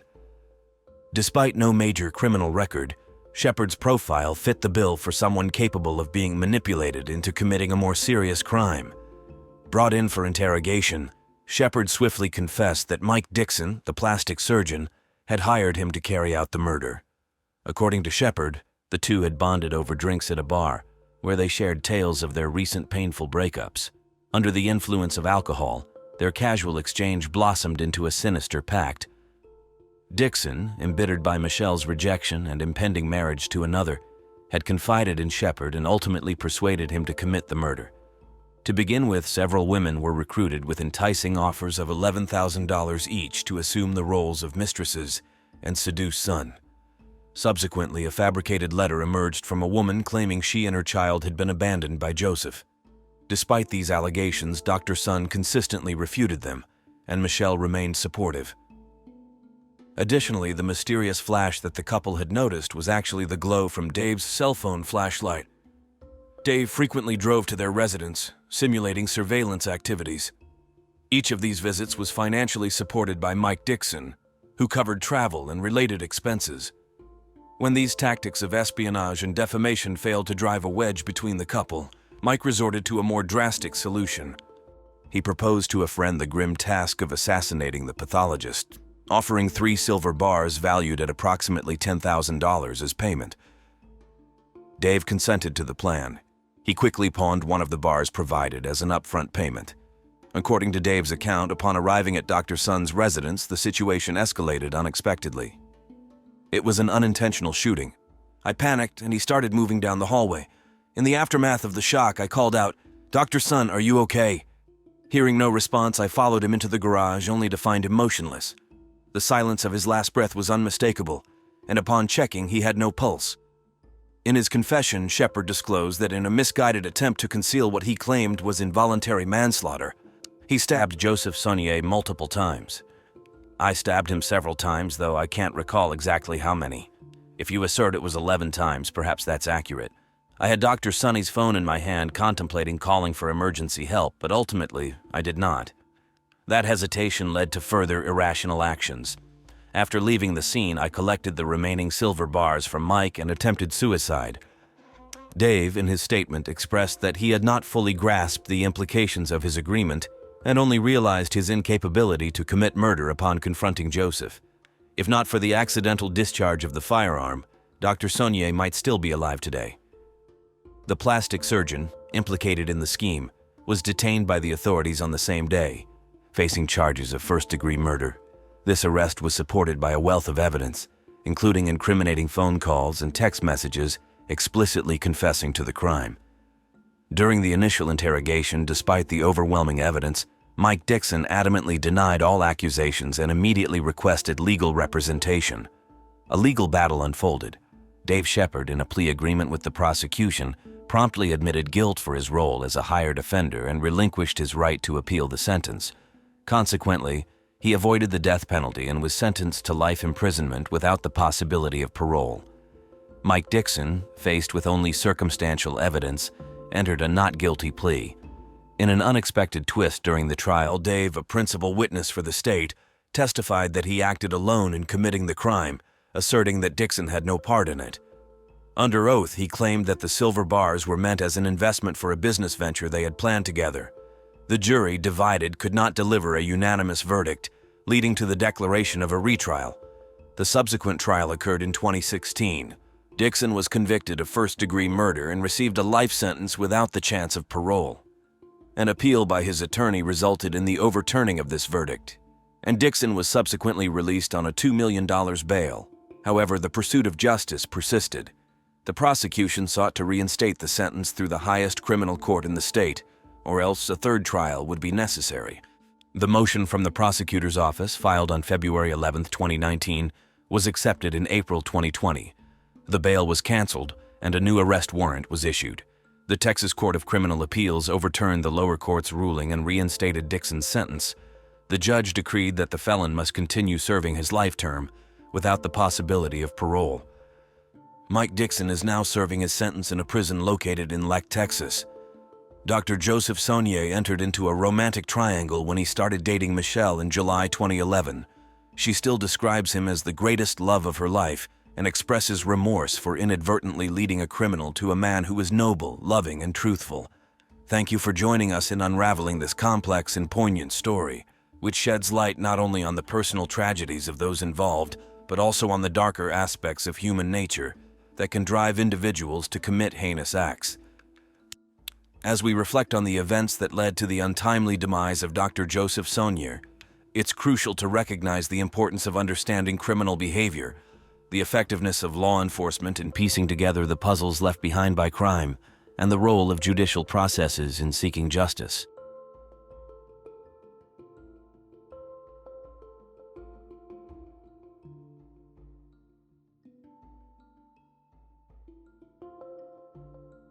On a seemingly normal evening in Brunswick, Georgia, 6-year-old Christopher Barros Jr. disappeared, sparking a massive search that gripped the heart of a community. But when the search ended in a horrifying discovery a week later, the town's darkest secrets surfaced. Who would prey on an innocent child? Delve into the chilling details of this 2007 case as we unravel the mystery of what really happened to Christopher Barros Jr. Learn about the shocking events that led a tranquil town to confront its deepest fears. On March 8, 2007, in the tranquil town of Brunswick, Georgia, a heart-wrenching incident occurred when 6-year-old Christopher Barros Jr., a bright-eyed and shy boy, mysteriously disappeared, leaving his family in despair. Local police are convinced that Christopher did not simply wander away but was abducted, despite the lack of substantial leads. This belief has not deterred the community from continuing the search, which has grown increasingly desperate as hours turned into days and days into a harrowing week. Volunteers, undeterred by the daunting woods or the murky canals, remain steadfast, driven by a collective resolve that does not recognize the concept of giving up. During this agonizing time, Christopher's family, along with law enforcement and numerous volunteers, relentlessly prayed and searched for his safe return. He's just a baby, a little baby. I have 8 of these little babies, all under 11, and we just want to find him. We're hoping and praying he's okay, that we can bring him home. That's our mission, they expressed. Tragically, on March 15th, just a week after his disappearance, the community's worst fears were realized.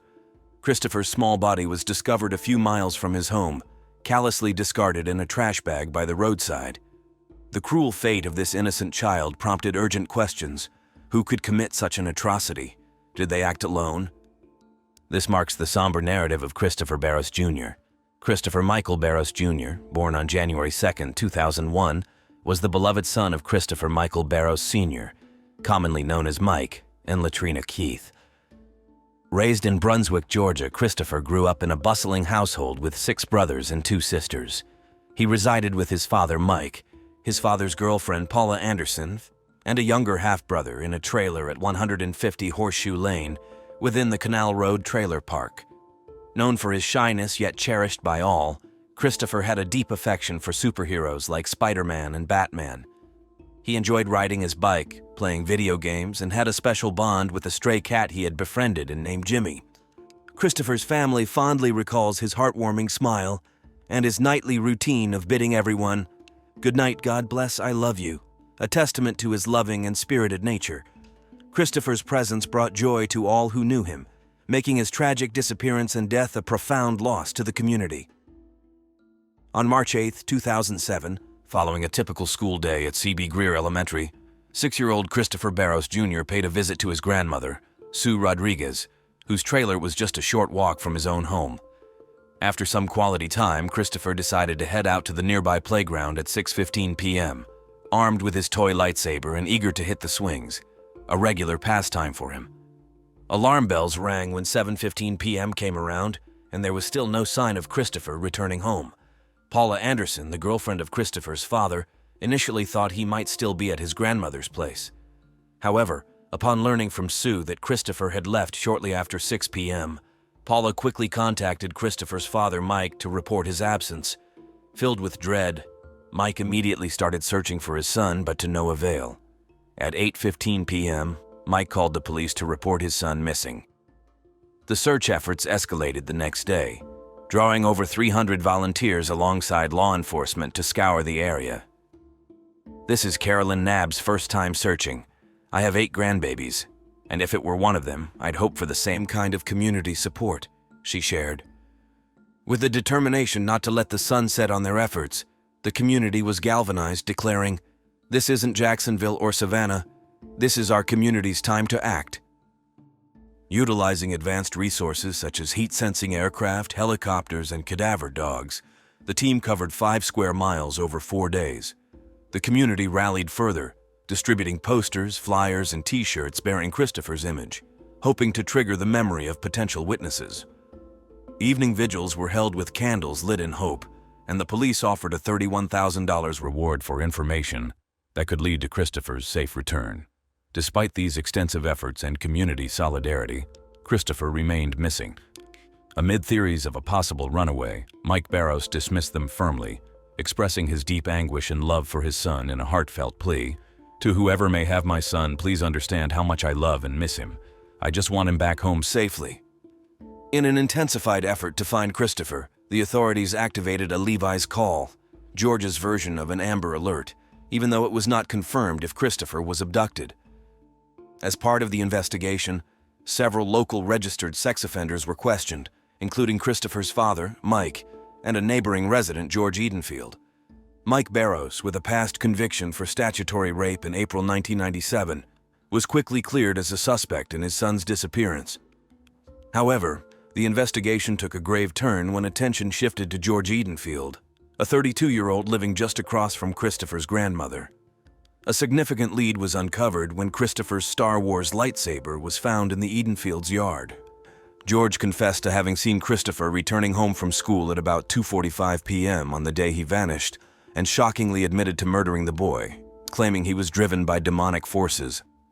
Despite his confession, George withheld the location of Christopher's body, fearing that disclosing it would seal his fate in prison. George Edenfield's background was already marked by serious offenses.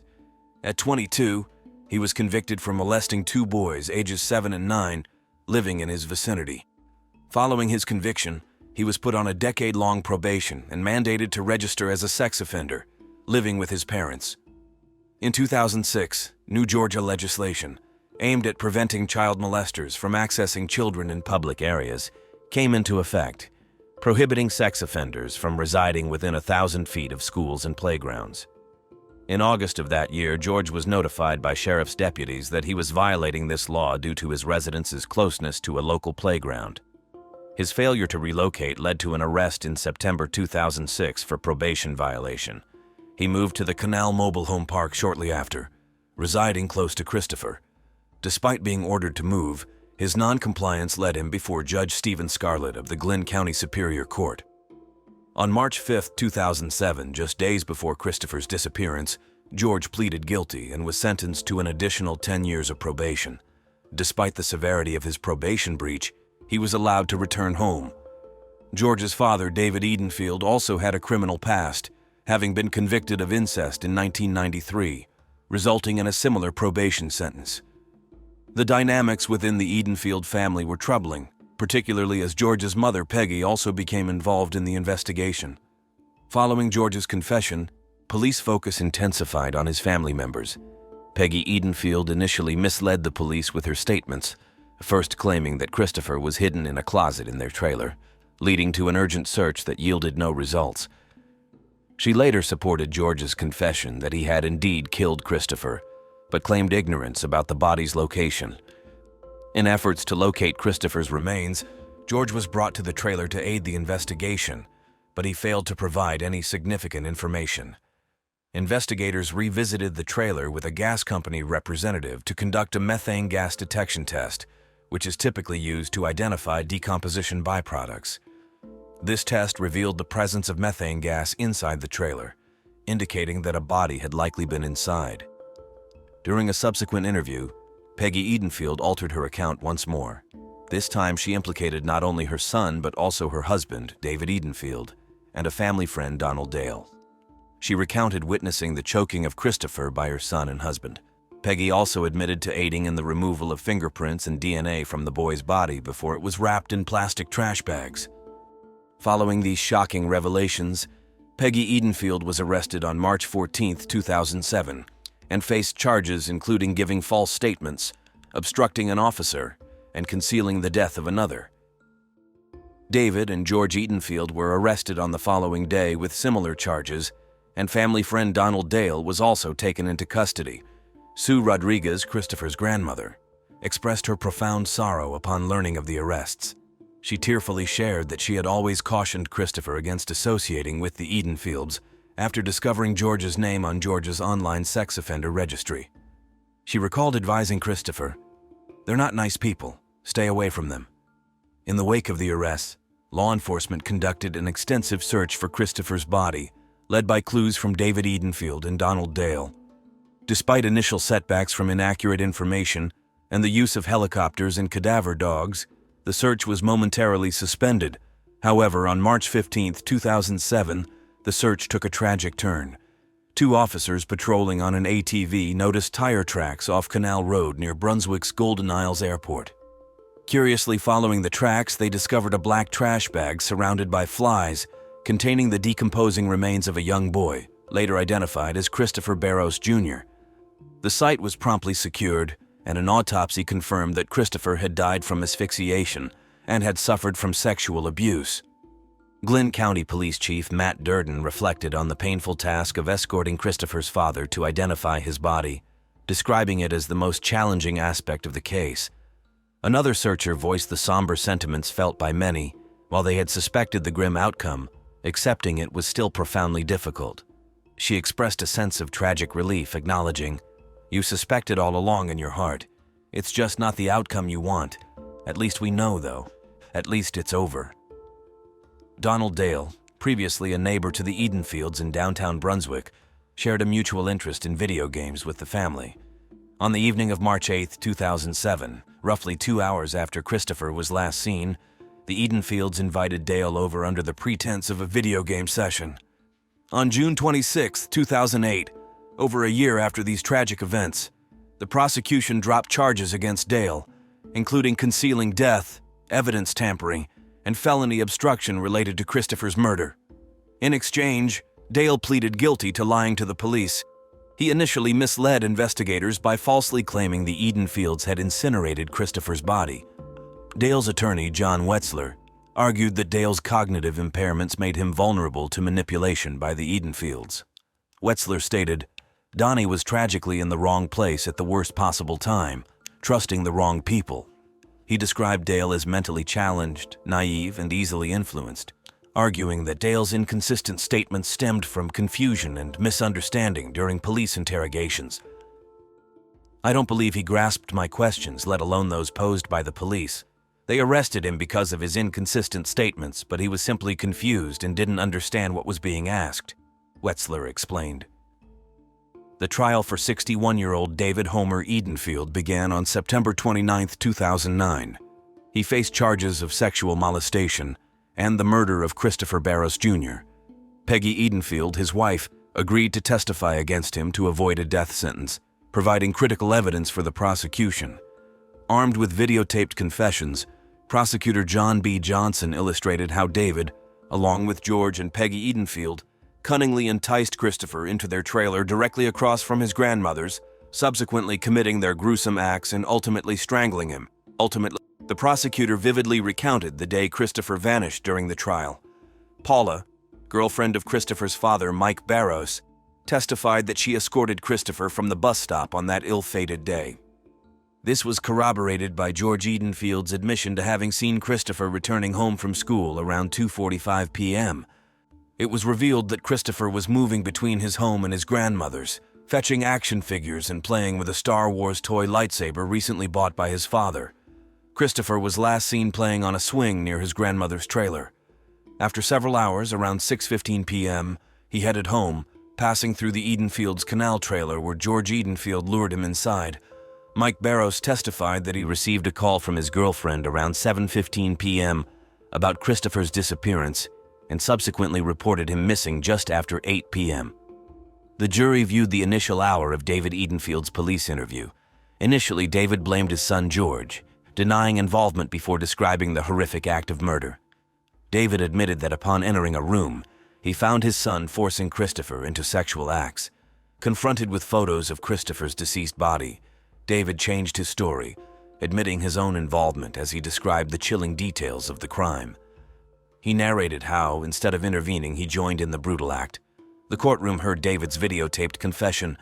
He was crying, not screaming, just kind of scared, saying, "No, stop, stop," while George choked him. "I guess it was just instinct. I just wanted to see what it felt like to choke somebody." After Christopher was dead, David admitted that he, along with George and Peggy, sexually gratified themselves. "Christopher was dead. I guess it excited all of us," he said in the tape. The three then enlisted the help of their family friend, Donald Dale, to dispose of the body using a black trash bag in a truck borrowed from a woman named Ruth Daniels. Medical evidence from Dr. Jamie D.S., the medical examiner, confirmed Christopher died from strangulation, highlighting the crime's brutal nature. We heard testimony from Barbara Reeder, a forensic biologist, discussing the DNA evidence linked to the victim, Christopher. She pointed out that neither saliva nor semen samples from the bags where Christopher was found matched the DNA of the Edenfields, potentially due to severe decomposition and environmental factors affecting the samples. Defense's struggle. We saw the defense faltering under the weight of the horrific evidence. Defense attorney James Yancey Jr. aimed to question the legitimacy of David Edenfield's confession, suggesting coercion by police interrogators. Despite these efforts, on October 5, 2009, after just 2 hours of deliberation, the jury found David Edenfield guilty on all charges, sentencing him to death. The verdict was received with stoic indifference by David, while Christopher's grandmother, Sue Rodriguez, expressed relief, noting that justice for Christopher was beginning to be served. The legal saga didn't end with David Edenfield's trial. His son George was deemed mentally unfit to stand trial, and Peggy Edenfield, after testifying against her husband, pled guilty to several charges, receiving a 60-year sentence. The family's reactions were mixed, with Christopher's father expressing a grim satisfaction over Peggy's sentence, emphasizing that while justice was being served, it could not undo the tragedy. David Edenfield later challenged his death sentence, citing intellectual disability and ineffective counsel. Although his sentence was temporarily vacated, the Supreme Court reinstated it in 2023, leaving him on death row awaiting execution. In a related legal development, Christopher's mother filed a wrongful death lawsuit against the trailer park owner, arguing negligence in renting to known child molesters, highlighting a broader systemic issue regarding child safety in residential areas. This case starkly illustrates the profound depths of human cruelty and the enduring agony inflicted on an innocent life. It serves as a crucial reminder of the importance of rigorous law enforcement procedures, judicial scrutiny, and the pressing need for effective safety measures to protect the most vulnerable. As we reflect on this case, our thoughts remain with Christopher's family, forever altered by this unspeakable crime. Rest in peace, Christopher Barros Jr. As we conclude today's video on the heart-wrenching story of Christopher Barros Jr., we are reminded of the critical importance of vigilance in our communities. The tragic fate of Christopher underscores the need for stringent law enforcement techniques, rigorous judicial processes, and proactive safety measures to protect our most vulnerable. This case highlights not only the depths of human cruelty, but also the resilience of a community that rallied together in the face of unspeakable tragedy. It is a call to action for all of us to be more observant, to participate in community safety initiatives, and to support the efforts of law enforcement in preventing such atrocities.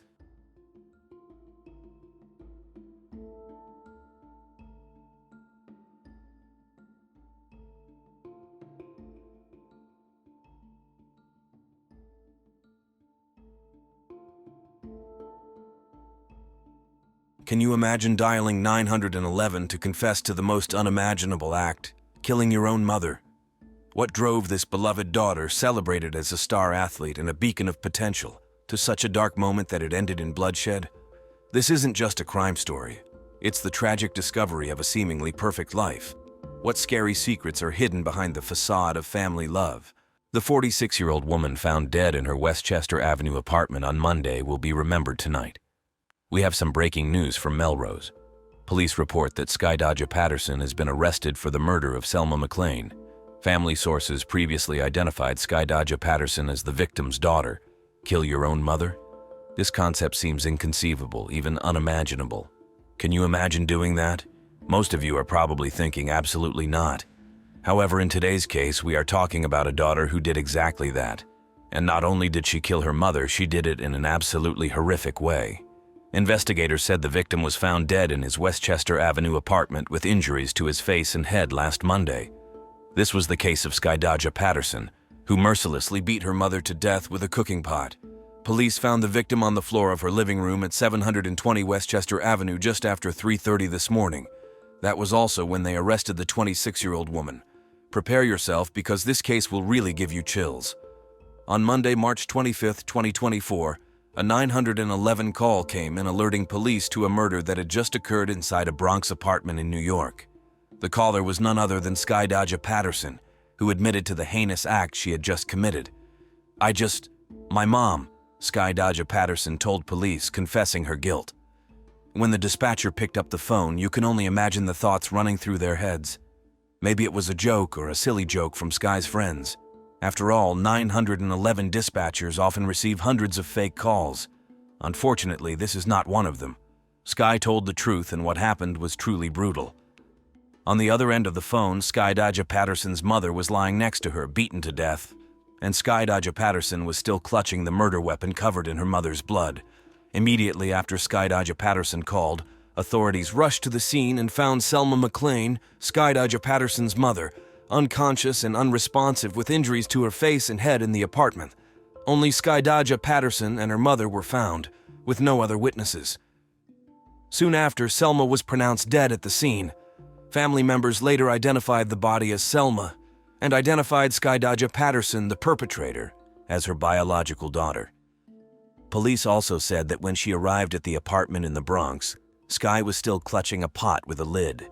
After questioning, she immediately admitted that she used a kitchen utensil to hit her mother in the back of the head, causing her to fall. She lost consciousness. Sky seemed shocked at what she just did. You can only imagine the extreme guilt Sky felt as she looked down at her mother, dead on the floor, after she had just brutally murdered her. That thought was unbearable and almost impossible. We all think it will never happen to us. However, for Skydaja Patterson, this terrible event became reality. The fact that Sky seems to realize the terrible act he has done makes this case even more chilling. Otherwise, she certainly wouldn't have called the police, right? The thought of how she would feel when she realized what she had done really gave you goosebumps. Skye also seems like a good person. From an outsider's perspective, she seems timid, shy, and generally a sensitive girl. Skye has a family that loves her, friends, a boyfriend.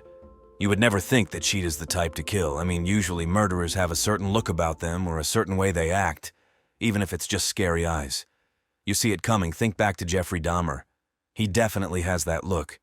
But how do we know if Skye's admission of guilt is true? The way Selma was murdered was so brutal and cruel, it was almost impossible to carry out the act without intending to kill her mother. Skye will have to attack her with weapons in a cruel and brutal manner. Can that really be achieved by someone who doesn't really want to kill? In the early hours of Monday morning, police found Selma dead on the living room floor at 720 Westchester Avenue. Initially, the details of the murder were kept under wraps, but when the truth came out, it was worse than anyone could have predicted. News of the murder sent shockwaves through a Bronx neighborhood that may never be the same again. This is just a very sad story. Police have just announced the identity of the 46-year-old victim and arrested a 26-year-old woman. They have not revealed her identity yet. Skye's mother, Selma McLean, has shown nothing but devotion and love for her daughter. She played an active role in Skye's upbringing and was never absent from all the important events in Skye's life. Among her family and friends, Selma was famous for her dedication to Skye, attending all her events, basketball matches, cooking delicious food every day, participating in all school activities, and overall giving her the best life possible. Daughter of she. Get that ball. Applause. Nice try. Skye was an aspiring basketball player, and her mother did not hesitate to support her dream. It seems this dream is also coming true for Skye. In 2019, she was named the Spalding National High School Athletic Association Division III Girls Basketball Player of the Year, and she even won MVP honors after her basketball team won the championship. In honor of her basketball success, Skye was even quoted on the organization's website as saying, "This award means a lot to me because the journey has not been easy," when she received the honor. Everything seems to have come together for Skye. She is only 26 years old. She has her whole life ahead of her, and her mother by her side is her #1 support. Selma loved her daughter very much, loved her deeply, but tragically, she had no idea that her daughter would eventually end her life tragically. This video clip features Guy Deja Patterson, who was previously interviewed by News 12 as a member of the Hostos Community College basketball team. Currently, Patterson faces murder charges. In the midst of this chaos, people cannot help but ponder, why did Skye commit such a cruel act towards his mother? Isn't your mother the person you love the most? They give you life, nurture you as you grow, and stand by you in the most difficult times. What could cause someone to kill such an important and respected figure in their life? It later emerged that undisclosed problems were brewing behind the scenes, causing Skye Deja Patterson to carry out this terrible act. Several relatives revealed that McLean's daughter, 26, who lived with her, had been battling severe mental health crises and had just been released from a mental health facility shortly after murder case. Selma's goddaughter, Dania Reynolds, in an interview with The Post, revealed many hidden aspects of Skye Deja Patterson's troubled past.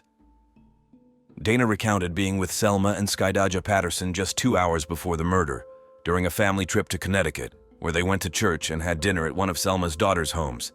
The day went smoothly with no apparent problems.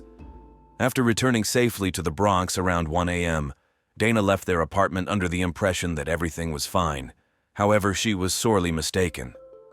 Not long after leaving, Dana received panicked text messages from Selma, which, unbeknownst to her, would be the last texts she would receive from her godmother. Selma texted, "Skye is hearing voices. It was like another person had emerged from her. I'm trying to calm her down." This was the last communication Dana received before the tragedy occurred. Selma also informed Dana that Skye began speaking in male voices, and that the voices told Skye that Selma was a threat. Sadly, these messages are a desperate cry for help that comes too late. Soon after, Skye Deja Patterson made a chilling 911 call, confessing to her mother's senseless murder.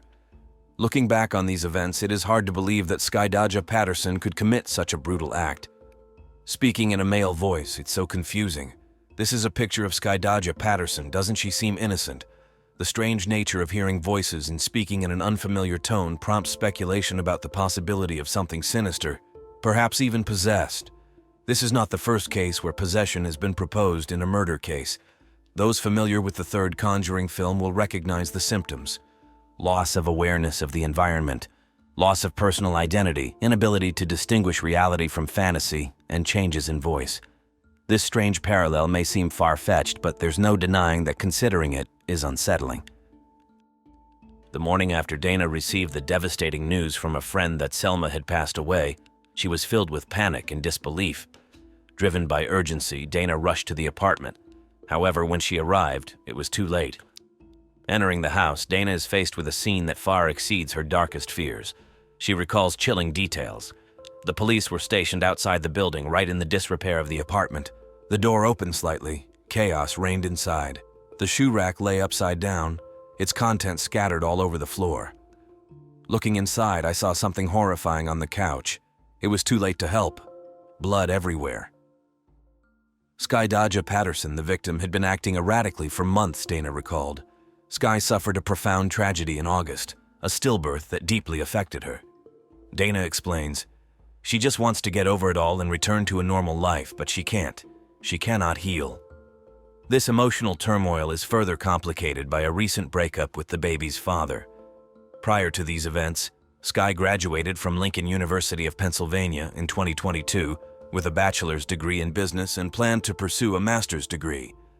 Her unwanted pregnancy put a halt to these plans. After the stillbirth, Skye's mental health deteriorated rapidly. The loss of her child seemed to be the catalyst for her clarity. Rashana Whitted, another close friend of Selma, shed light on the timeline. He was due September 2023, stillborn in July or August. Skye never really processed the trauma of this, and her mental health has seriously deteriorated.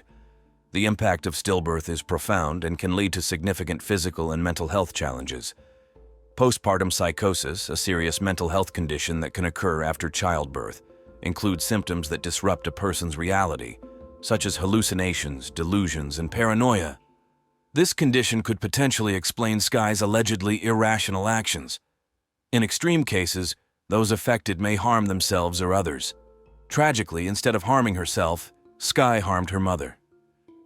In the days before the tragic incident, Rashana was not alone in observing alarming changes on Skye. The Saturday before the murder, Adisa Patterson, her sister Dana, and two other friends spent the day together. Dana reported that Skye's behavior became so unusual that it forced two friends to drive to her Bronx apartment on the night of the murder. They wanted to make sure Skye wasn't left alone after her mother left for work. Tragically, when the murder occurred, these two friends were near her front door. Now filled with deep regret, Dana reflects on the heartbreaking final moments she shared with Skye. "When I left, Skye told me she loved me," Dana recalled in the interview. "She asked for a hug, and that was the last time we spoke in person." Immediately after this profound farewell, the situation changed dramatically. Dana's further revelations show that this is not the first case of violence from Adisa. Selma, her mother, had previously contacted the police twice or was attacked by her daughter. One such attack, using a knife, occurred just a month before the murder. That time she used a knife, Dana recalls. She said the devil and the voices in her head were warning her about her mother. Just days before the incident, Adisa had been discharged from the psychiatric hospital where she had admitted. "She was there for 2 weeks and came home last Tuesday," Dana explained. Law enforcement sources confirmed that a domestic incident report has been filed against Adisa in October 2022, in which her mother was listed as the victim. It is clear that Adisa has been struggling with serious mental health issues for a long time and has sought help without success. Despite her history of causing trouble towards her mother, no family members currently believe that Adisa intentionally murdered Selma. However, her erratic behavior pattern and repeated attacks raise many doubts as to whether this was intentional due to her mental condition or accidental. At the scene of the crime, another relative, McCann's other daughter, spoke to us, revealing that the 26-year-old woman currently in police custody had been going through a particularly difficult time. She sent a text message last night, she said, saying her daughter had heard voices and had threatened her. This statement prompts us to consider the implications of Adisa's release from psychiatric care. What if she was released a week later? What would have happened if Dana had arrived a minute earlier? Perhaps the murder could have been prevented. However, based on Sky Dodge's history of violence against her mother, it seems this tragic outcome was inevitable. On that fateful night, Selma probably assumed it would be like any previous argument, hoping that her daughter would calm down. Unfortunately, this time, the crisis ended disastrously, not because of any ill will between them, but as a serious consequence of the ongoing mental health crisis. The night after Selma's tragic death, her distraught daughter arrived at the apartment. Overwhelmed with emotion, she cried out, "Yeah, my mother, my sister. Last night I attacked her with a frying pan. I need my inhaler. It's inside. I can't breathe. Oh God, let me in." Ross Medina, a neighbor who lives across the street and has known Selma for 14 years, witnessed the scene. He described the family as often silent and shocked by the events. Unbeknownst to him, just a few doors away, a terrible act was taking place. "Her other daughter told me that her sister attacked their mother with a frying pan last night," Medina said. "It's heartbreaking. She was such a kind woman." The suffering that Selma's daughters were experiencing must have been profound. Imagine the terrible pain of losing your mother. "It's confusing and infuriating. Skeeta is clearly unsuitable, which raises an important question. How can we be sure we aren't capable of doing something similar? Perhaps in each of us there is a hidden part ready to emerge." The community emphasizes that mother and child have a loving relationship and emphasizes the vital need for mental health awareness. If you are experiencing trauma, mental or physical stress, or excessive anxiety, it is important to seek help or confide in someone, even if the relationship is strained. It's a reminder that mental health needs to be taken seriously. Dana, still devoted to her family, vows to support her sister Sky in everything. "I will be there every time Sky goes to court. She is my sister. I don't want her to feel abandoned," she said. Forgiving a family member for such a traumatic act is unimaginable to many, and it is clear that Dana and Sky Doja's lives will be forever changed. When Sky attacked their mother, it completely changed their family relationship. However, Dana still maintains faith in Sky Doja. During this incredibly challenging week, friends and family of Selma, who many knew as Jada, mourned. They reminisced about her kindness and her delightful cooking, curried chicken and other delicious meals. Selma always supports and encourages her daughter and everyone around her to excel, no matter the circumstances. She is truly loved by the community. After her unexpected death, friends and family praised her memory, remembering her as strong, wise, independent, kind, and beautiful both inside and out. Selma was an inspiration to all who knew her. After returning from a family trip to Connecticut with her 3 daughters, Selma was unaware of the tragic fate that awaited her. If she had been more cautious with Sky's past behavior, perhaps the tragedy could have been avoided. However, it is in Selma's nature to steadfastly support her daughter, driven by a deep maternal instinct. Roshana reflects on their relationship, noting that despite the occasional dispute, Selma and her daughter remain inseparable. Selma's life revolved around her daughter, a commitment that tragically led to her untimely death. As they say, love is blind, a notion that proved detrimental to Selma. After Selma's heartbreaking death, everything those who loved her, friends, family, and acquaintances, united in a poignant tribute to her life, determined to honor her memory beyond the brutality of her death. They gathered to pay tribute to her gentle spirit, kindness, and authenticity, even though the brutal nature of the murder still haunted their minds. The case is chilling, revealing the darkest aspects of human behavior. It's hard to accept that Sky, who doesn't appear to be the culprit, could commit such a horrifying act. If someone had predicted years ago that she would kill her own mother, surely Sky would have believed them. Or would she? Did she intend to kill her mother, or was it a tragic accident? The truth remains elusive. Since being arrested by police, Sky has faced charges related to her mother's murder, which carries the possibility of a life sentence if convicted. Only Sky and Selma truly know the events that occurred that fateful night. What happened in the 2 hours after Dana left the apartment remains a mystery. Could there have been a dispute, or maybe a surprise attack? According to police, the wound on the back of Selma's head indicated a possible ambush from behind. Arguments with parents are common, but Sky's actions are difficult to understand. To think that a seemingly innocent young woman could be forced to kill her mother suggests a significant provocation or deep-seated problems. What are your thoughts on this case? Does the sentence fit the crime? Should Sky Doja be released from prison? Share your opinion in the comments. Thank you for watching, and remember to like and subscribe for more insightful content. As we conclude today's story, we are reminded of the complex intertwining of mental health, criminal activity, and family relationships. Sky's tragedy highlights not just a criminal act, but a series of unaddressed mental health issues that led to an unimaginable outcome. It prompts us to ask, how well do we really know those closest to us? How can we better support people struggling with mental health challenges before a crisis occurs? This case serves as a stark reminder of the importance of mental health awareness and the need for effective law enforcement intervention in preventing tragedies. We must support and advocate for measures that comprehensively address the mental health crisis.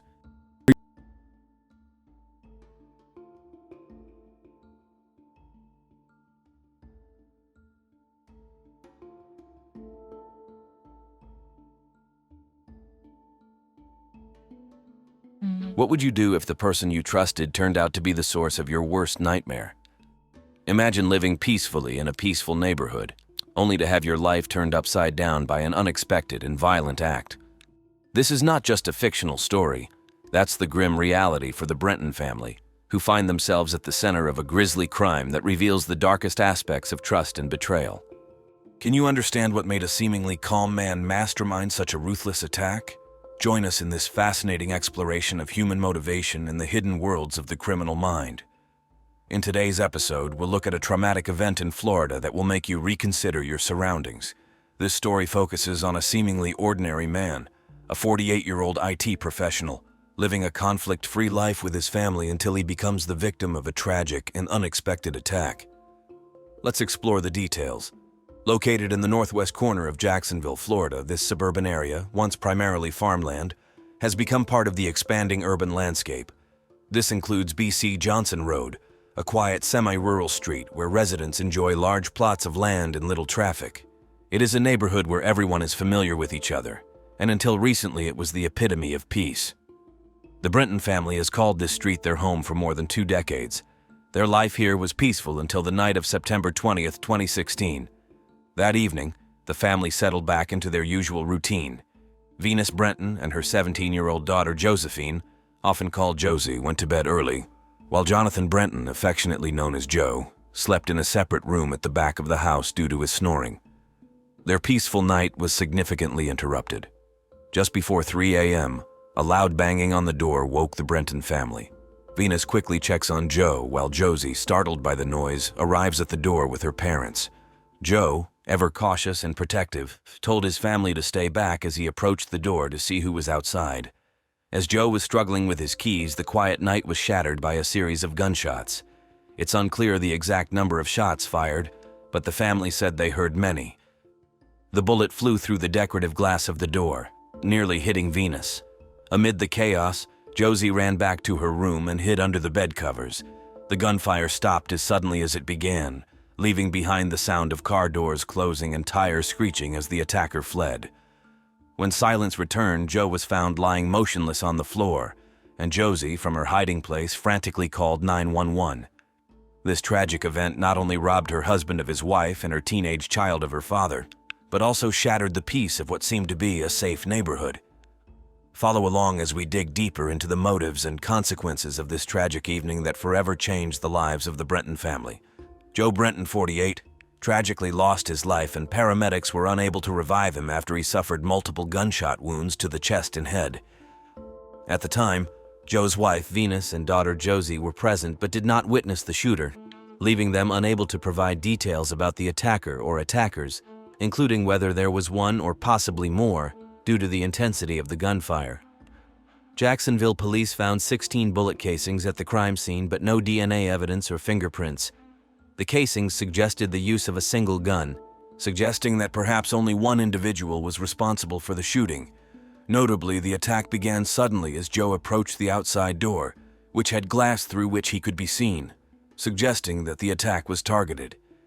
For 2 decades, Joe was a key figure at the University of North Florida, joining the school in 1995 as an information technology engineer. His contributions were instrumental in shaping the university's modern network infrastructure. Known for his kindness and lack of enemies, Joe's death was a profound shock to all who knew him. After the incident, Venus Brenton spoke to detectives, hinting at a potential lead. On the crucial day of September 21st, Joe and Venus are preparing their testimony for the upcoming trial, where they will testify against Ja'Cory and McCrae, accused of burglarizing their home 2 years earlier. The timing was dramatic. Joe was scheduled to be the character important evidence against McCrae the next day. However, the situation was complicated by personal relationships. McCrae, known to Brenton's family as Corey, had been a neighborhood friend. Despite his troubled past and current serious charges, his connection to a brutal murder seems unlikely. Adding to the complexity, Corey's younger stepbrother, Dakari Maxwell, affectionately known as D and Josie's lifelong best friend, also has close ties to the Brenton family. They grew up together, sharing many childhood memories. The possibility that Corey or D were involved in Joe's murder is a key question in the ongoing investigation. Considering Corey is facing felony theft charges and is being held in the county jail awaiting trial, the case becomes even more complicated. Exactly 2 years ago, in September 2014, the Brenton family discovered their home had been burglarized after a short trip. Missing items include expensive appliances, jewelry, and prescription drugs, with the jewelry alone worth thousands of dollars. Joe immediately reviewed the surveillance footage. Although there was no camera installed in the front of the house, there was a camera aimed at the back door, which the thieves used to break in. 2 men can clearly be seen breaking into the back entrance. "My house, we were robbed and we caught it on video." "Okay, were you home when it happened?" "No, we just got back." The thieves were immediately recognizable. Corey McCrae and D. Corey, then 23 years old, were wearing yellow shirts. His younger brother is only 16 years old. The 2 brothers burst into the house, rummaged through cabinets, and took what they found valuable, apparently unaware of the surveillance cameras and without any signs of a search. Corey cleverly decided to erase his fingerprints on the light switch before leaving the room. By the fall of 2016, D was released from detention as a juvenile delinquent. However, his brother faced a more difficult past with law enforcement. He remains in the Duval County Jail. Corey becomes increasingly worried about the upcoming trial and possible lengthy prison sentence. He believes he could face between 15 and 30 years in prison for the theft. Corey McCrae's wife, Tierney Sheldon, recently gave birth to their daughter. Faced with a possible long prison sentence, Corey is desperate for a way out. He knew the Brenton family and thought perhaps he could persuade them to change their statements. The plan was simple. They would claim that he and his brother had permission to stay on their property, calling the whole thing a misunderstanding. Corey instructs Tierney to visit Brenton and try to influence their stance in testifying against him. He offers to use their newborn daughter to stimulate Venus Brenton's maternal instincts, and if necessary, offer money to ensure their cooperation. As Corey's trial date approaches, Tierney follows his instructions. After the visit, she reported back to Corey from the county jail, where the inmates' calls were recorded. As the trial date approached, Tierney made a decisive move. She kept Corey updated via a phone call to the county jail, which regularly recorded conversations with inmates. She has the right to say anything, absolutely anything, except to answer 2 specific questions, which are whether this town has any problems and whether her house has been broken into. No, I asked her if she needed money or anything. For Corey McCrae, who was charged with a second-degree felony, Venus's decision not to fabricate his story was not an ending but a new beginning.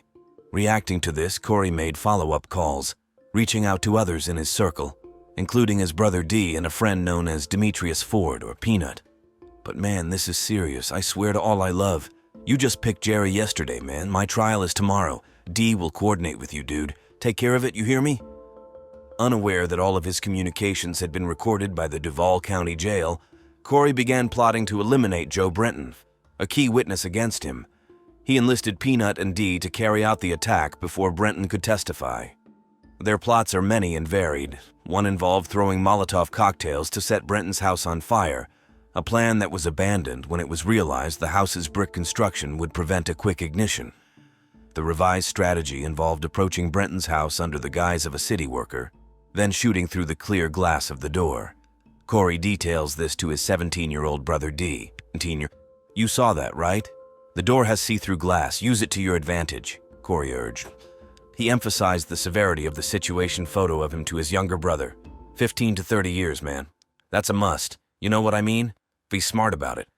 He advises D to stay calm, focused, and think tactically. Stay calm, and strategize. Corey met his brother the next day around 5 p.m. after a murder. Jacksonville police, after quickly gathering and evaluating jail communications, positively located Dakari Maxwell and Tierney Sheldon at the county jail during their visit to Corey. It seems they are there to continue successfully completing their grim task. As undercover detectives monitored the visit, Corey was seen reacting with apparent laughter, either from joy or relief at receiving the news. After the visit ended, all three were arrested and charged with murder. For Venus and Josie, learning that friends and neighbors had orchestrated the murder of their beloved husband and father was devastating. It also raises concerns about their safety in the community. Venus expressed to local reporters that her family could not continue living in their current house. She and Joe have been married for 20 years, living together in their house for 25 years. However, when the murder trial was about to take place, they felt forced to leave. I can't believe I'm completely lost. If it weren't for God, I'd have nothing left. We're selling the house. It's not safe anymore, Venus clarified. His dad lives right down the street. They visit often, allowing his mom and others to monitor our activities whether we're home or not. So we often live in fear, Carrie, because of his considerable influence in the area. It is uncertain whether we can reside here safely, for we sometimes stay or leave depending on our perceived safety. Jacorian McRae, against all odds, still firmly maintains his innocence, facing the death penalty if convicted. Because Jacorian McRae was held in a 10-10 cell, there would be no witness testimony to identify the shooter. No DNA evidence will be presented at trial, nor will any fingerprints be shown. Furthermore, the murder weapon and the attacker's clothing will not be revealed. There is also a lack of surveillance footage or ballistics evidence, leaving many questions unanswered, in which Dee and others are potentially involved. In addition to the main investigator, the prosecution also presented two important witnesses, Josie and Venus Brenton, during the trial. Both witnesses shared their statements on the same day, with a service dog named Grace at their side below the witness stand, providing emotional support during their intense questioning. Josie recounts her past close friendship with Dee, highlighting how they have been apart for many years. She confidently recognized the voices of her once close friends, Corey and Dee, from prison recordings played publicly in the courtroom. During her testimony, Josie was asked detailed questions about her childhood associations, especially with Dakari Maxwell. She confirmed they were the same age and were close friends while studying at Garden City Elementary School. Their friendship was so close that she often visited his house on B.C. Johnson Road, a short walk from where she lived. Even after attending different schools, she maintained contact with Dakari, describing their relationship as naturally resilient. In 2014, Josie opened up to her acquaintances, including Corey. Meanwhile, Venus Brenton describes a chaotic evening marked by a disturbing incident when a loud banging on the door caused her husband, Joe, to insist that she and Josie stay away from the door for their safety. Venus also detailed an encounter on September 19th, where she resisted pressure from a figure known as Tyranny, who tried to persuade her to change her testimony about a past robbery. She remained steadfast, reflecting her husband's steadfast stance. On September 20th, 2016, Venus addressed a particularly troubling interaction involving Corey's girlfriend, who insinuated that Venus should falsify statements to aid in Corey's defense. The girlfriend asked Venus to claim that Corey had been invited to their house on the day of the robbery, a claim that would have been dishonest. She also mentioned Corey struggling with the loss of his newborn child and remorse for his actions. Venus made it clear in court that any such statements would be lies, and firmly stated that she refused to be influenced by any monetary offers, emphasizing her commitment to honesty. Oddly, the 2014 burglary was not the first case of someone breaking into a home. Corey's legal team suggested that the house can be a common target for such incidents. Just 6 months after Joe's untimely death, the house was invaded again by 3 people. During this appearance, Venus was present and identified one of the intruders as a man named Curtis, although she did not recognize his 2 associates. Given the frequency of such incidents in a short period of time, the real question arises: how can one be sure that the shooting specifically involved Corey or involved his legal troubles? The Jacksonville Police Department's top detective testified, detailing how the investigation traced evidence from the crime scene directly to the Duval County Jail. There, Corey McRae was discovered trying to manipulate his situation. It didn't take long for authorities to collect incriminating evidence from Corey's phone records, including calls he tried to conceal by using his calling ID or PIN. Another prisoner, a technique known as pin swapping. Corey McRae is not the only prisoner involved in pin swapping to hide their contact information.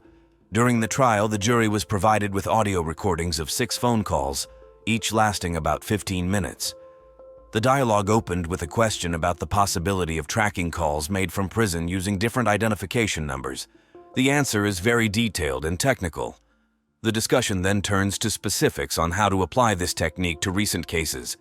And this method was used on 2 specific phone numbers on September 21, 2016. Were both Dakari Maxwell and Tierney Shelton involved? Feedback shows their direct involvement. They worked with us and were at the Duval County Jail to visit Mr. McRae. When asked about the time of the visit, the answer was very precise. It was about 5:20 p.m. The questioner went on to ask if the visit was recorded. Was the visit recorded? Confirmation was quick. Yes, sir, that's right. The interrogation goes deeper into the surveillance process. And did the detectives monitor the visit live? Again, the answer is affirmative. Yes, and based on their judgment, both Maxwell and Shelton were allowed to continue their visit the next day. The rationale behind this decision was later questioned. Why did you decide to let them continue, hoping they would reveal something about the case? The strategy proved effective. It paid off because they actually discussed it. Jacorian McRae's trial was brief, lasting only a few days, including jury deliberations. The unanimous verdict was that Jacorian McRae was guilty of first-degree murder. The jury also unanimously decided against the death penalty, resulting in a sentence of life in prison for McRae without the possibility of parole. His co-defendants faced their own sentences. Demetrius Ford, 19 years old at the time of the murder, was not directly involved in the shooting of Joe Brenton. Although he knew about the plan, he did not go with Dakari on the night they arrived in Brenton's. He pleaded guilty to criminal conspiracy. Tierney Sheldon, who knew about the murder plot but did not participate in it, pleaded guilty to witness tampering, attempting to influence Venus to change her testimony. Dakari Maxwell pleaded guilty to second-degree murder, admitting he was the person who knocked on the door and fired the fatal shot. He destroyed my family, but we trust in God to guide us through this, said one victim's family member. And it's not just us, there's a little girl.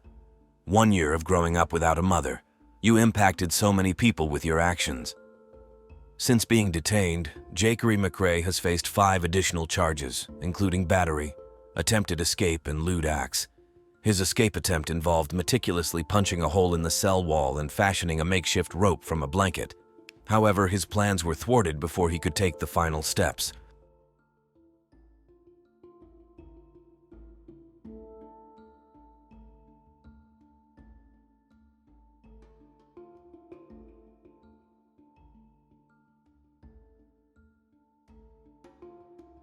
It was an ordinary morning rush on Wednesday, March 5th, around 6:30 a.m.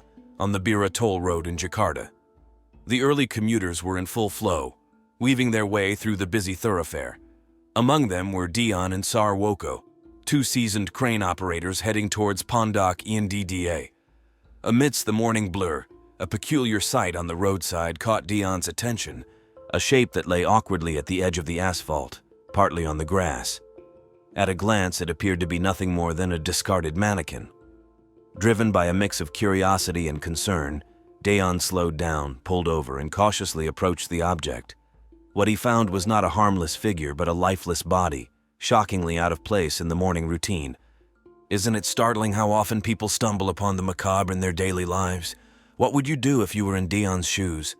Let us know your thoughts in the comments below as we continue to explore this dark tale. The body lay motionless, its face tinged a deep shade of blue-black, hair disheveled, clad in a pristine white shirt paired with black trousers. A vivid red rubber bracelet inscribed with Java Jazz clung to the left wrist. The body's condition was so deteriorated that Dion struggled to make out the facial features. Disturbed by the discovery, Dion hurried back to his truck to alert the authorities. Within moments, toll patrol officers arrived, quickly covering the body with a sheet. Shortly after, the police made their presence known at the scene. The face, now barely recognizable and swarmed by flies, surprisingly lacked any pungent odor. The grim suspicion arose immediately. The victim might have been gagged before being abandoned on the toll road. The body was rapidly transported to a hospital for autopsy and identification. The fingerprints and the distinct bracelet facilitated a swift identification process. She was identified as Aide Sarah Anjanila, a young woman of just 19. Indonesia's sophisticated identity card system, which records each citizen's fingerprints centrally, proved indispensable for quick identification despite the facial features being indiscernible. The red rubber bracelet hinted at her recent activities, linking her to a local jazz festival she had attended merely days prior, a detail confirmed soon after her identification. Her personal details were forwarded to the Basi City Police, revealing her residence in Rabam Mangan, East Jakarta. Adisa was a bright second-semester psychology student at Bunda Mulia College, with a keen interest in German, attending regular evening classes at the Goethe Institute of Jakarta. The only daughter of Mr. Kuto and Elizabeth Diana, she was last spotted by her parents on March 3rd, the day she was supposed to attend her German language course. The officers now faced the somber duty of delivering this heart-wrenching news to Adisa grieving parents. Now, let me pose a question to stir some thought and perhaps debate among you. What might have led to such a tragic end for a young, promising student? Stay tuned as the story continues to unfold. On March 3rd, Adisa failed to show up for her German language class, a deviation from her usual punctuality that alarmed her tutor, Nadia Amanda Pami, a 22-year-old who was quick to notice Adisa's absence. By 8 p.m., after 2 unsuccessful attempts to contact Adisa, Nadia's concern only deepened.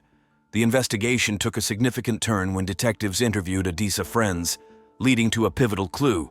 Sarah had planned to meet a girl named Aifa at Gondangdia train station. Aifa, 18-year-old seeking guidance on German lessons, was in a relationship with Adisa's ex-boyfriend Hade. This revelation brought to light the complex web of relationships surrounding Adisa. Hyde, also 19, shared a tumultuous past with Adisa. Both had attended the same high school and dated for a year. Their relationship crumbled when Hyde was unfaithful, a fact he never admitted, leading to their eventual breakup. Despite Hyde's desire to reconcile, Adisa was determined to move forward, severing all ties with him. Elizabeth, Sarah's mother, Adisa, recalled Hyde as a seemingly polite and romantic individual from a respectable family. His father was a doctor. Yet according to Sarah's German tutor Nadia, Sarah confided that Hyde had been jealous and possessive throughout their relationship, exhibiting controlling behaviors that belied his outward charm. The breakup, while painful, was Sarah's escape from his oppressive influence. Adding to the complexity, the clash in their religious beliefs further fueled Sarah's resolve to end the relationship permanently. However, Hyde's obsession did not end with their breakup. He continued to harass Sarah online and even went as far as to employ a hacker to infiltrate her social media accounts. This behavior persisted despite his current relationship with Aifa, who was aware of his continued contact with Sarah. The situation took a darker turn when, after the scheduled meeting on March 3rd, Sarah vanished without a trace. Her disappearance was further highlighted when a classmate, Addie, posted a distressing tweet the following day featuring Sarah's photo captioned, "Missing. Last seen at Gondangdia Station, March 3rd afternoon." The investigators then shifted their focus towards Hyde, suspecting that his fixation on Sarah and the peculiar timing of Aifa's invitation to meet might be more than coincidental. This case leaves us with chilling questions. What exactly happened to Sarah on that fateful day at Gondangdia Station? Did Hyde's unyielding obsession lead to a tragic end? And how deep is the conspiracy involving Aifa? This case leaves us with chilling questions. 1. Sarah was likely lured into a dangerous scenario by Hyde, where his unresolved feelings led to tragic actions. Aifa's role seems to have intensified the situation, suggesting a deeper complicity. 2. Aifa might have been more than just an accomplice, possibly co-orchestrating the meetup that led to Sarah's demise, reflecting a sinister alliance driven by complex motives. What are your thoughts? Was this a tragic outcome of obsession, or did Aifa play a deeper role? Comment below to discuss further. On March 5th, the investigation intensified at Keto Mangan Kumo Hospital in Selma, Central Jakarta, where detectives reconvened to retrieve the autopsy results of Adar. The hospital, draped in sorrow, was also the gathering place for Sarah's friends, mourning the tragic loss of a woman they remembered as kind, humorous, and exceptionally friendly. The air was thick with grief and a palpable sense of disbelief. The autopsy report uncovered the chilling specifics of Sarah's final moments. Found with bruises on her hands, neck, and feet, her face was a haunting shade of blue, nearly beyond recognition, her mouth grotesquely stuffed with newspapers.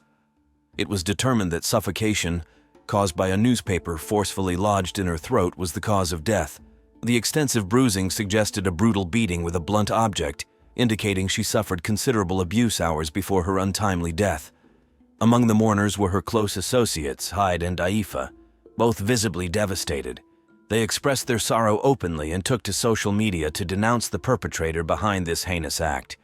Hyde, in particular, seemed profoundly disturbed, his demeanor blending seamlessly with the collective mourning. The investigative spotlight turned to Hyde, who lacked a solid alibi for the night Sarah vanished. Intriguingly, the police noted a fresh bite mark on his hand, deepening suspicions. Arrested the following day, March 6th, at 4 p.m., while at RSCM Central Jakarta paying respects to Sarah, it did not take long for Hyde to break down and confess.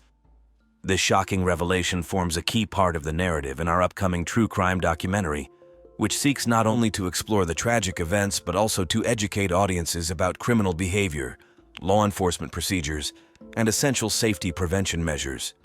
In this true crime documentary segment, we delve into the harrowing case that unfolded on a seemingly ordinary day, transforming routine interactions into a scene of calculated cruelty.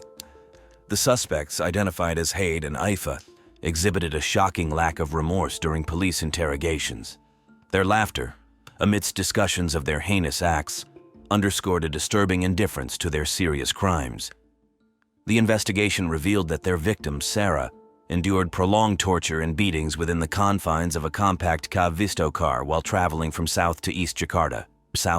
The sequence of events leading to Sarah's tragic end began with a deceitful setup by Hyde. Pretending to seek German lessons for Aifa, he arranged a meeting with Aifa at a local train station. Despite Adisa's initial reluctance to meet directly with Hyde, she agreed to join Aifa, under the guise of attending a class together. Around 5:30 p.m., the plan to abduct Adisa under a veil of revenge took shape as Aifa warmly greeted her at the station. Hyde, feigning a chance encounter, conveniently offered a ride which Adisa, persuaded by Aifa, accepted. As the clock struck 9:25 p.m., Aifa, realizing the gravity of their actions, checked Sarah's vitals and found no heartbeat, pulse, or breath. In a bizarre twist of fate, their car started to experience mechanical failures at this critical juncture. The vehicle broke down multiple times throughout the night, leaving them in a state of panic, contemplating the grim reality of their actions and pondering their next steps. To conceal Sarah's condition, Aifa strategically positioned her to appear as if she were merely sleeping, her head turned to the side. Their ordeal with the malfunctioning car began near the ITC Kamayan apartment, where Hyde unsuccessfully sought assistance from a taxi driver to recharge their battery. After traveling another 200 meters, the car broke down again. This pattern of breakdowns persisted throughout the night as they drove with what they claimed was the corpse of Sarah. It's important to note that this narrative is solely from their perspective, likely crafted to portray themselves in the most favorable light. However, another chilling possibility remains, that Adisa might have been drifting in and out of consciousness as they continued their sinister journey. In the early hours of 2 a.m., as they navigated through Kayor, their vehicle broke down once again. Amidst the quiet of the night, Aifa dressed Sarah back into her clothes, a disturbing gesture towards normalcy. By the light of day on March 4th at 11 a.m., Hyde made a call to a friend requesting help with a car battery. Upon arrival, this friend curiously inquired about the still figure in the back seat, to which Hyde nonchalantly declared it was indeed a body, a statement his friend brushed off as a grim joke. Once the car was operational, the duo scoured for a workshop, unsuccessfully searching in Ramangan before finding one in Selma at 5:30 p.m. Throughout this ordeal, Sarah's body lay concealed in the back seat, shrouded with Aifa's pasina fabric. Post-repairs, they resumed their dark mission to dispose of Sarah's body, disconnecting her cell phone along the way, an attempt to erase her digital footprint. By 9 p.m., they reached kilometer 49 on the West Basi Bentara toll road, where they coldly discarded Sarah's body at the roadside. Continuing their drive towards Tai Basi, they rid themselves of Sarah's possessions, tissues, newspapers, and her wallet, tossing items as they went. Their final stop was at an Indomaret in Pulgabang to clean up and dispose of the remaining evidence, including Sarah's shoes and bag, before returning to the normalcy of their homes. The story unfolds further as Aifa, by her own admission, revealed that Sarah's body had been in the car for 21 hours before it was unceremoniously dumped. The head of the Criminal Investigation Unit for Basi City, Kompul Nirania, detailed this macabre chain of events leading to the tragic discovery of the young woman. In the aftermath, Haid meticulously cleaned up Adisa's belongings, selling her phone at a local shopping mall for approximately 4 million Indonesian rupiahs, about $245. This sale, confirmed by AKP Siswo of Basi City Police, was advised by a friend. The investigation deepened as Ali and Galang, friends of Hyde from university, were questioned. They had reportedly seen Sarah's body in a Fed's Avisto car. As detectives dug deeper, they found newspaper scraps, the victim's high school card, her ID, student ID, a bank savings book, an ATM card, and a stun gun discarded in a ditch near Ali's residence. His car, a Kia Visto with the license plate B8238JO, was impounded. It held within its confines not just the evidence, but the silent testimonies of the horrors Adisa endured. The motive, according to police investigations, was deeply personal. Hyde's actions were fueled by an intense frustration when Adisa ceased all communication following their breakup. Unable to accept her moving on, his frustration escalated daily. In a twisted attempt to teach her a lesson, he chose to inflict on her the pain he felt she deserved. Aifa, feeling the sting of potential abandonment and the fear that Haid might return to Adisa, also played a pivotal role. She admitted to feeling threatened and also portrayed herself as a victim at times, a complex layer we will explore further. The plan that unfolded was sinister. Aifa was the mastermind behind the decision to not only humiliate Adisa, but to physically restrain her, stuffing newspaper into Ader's mouth, an act that tragically led to Adisa's suffocation.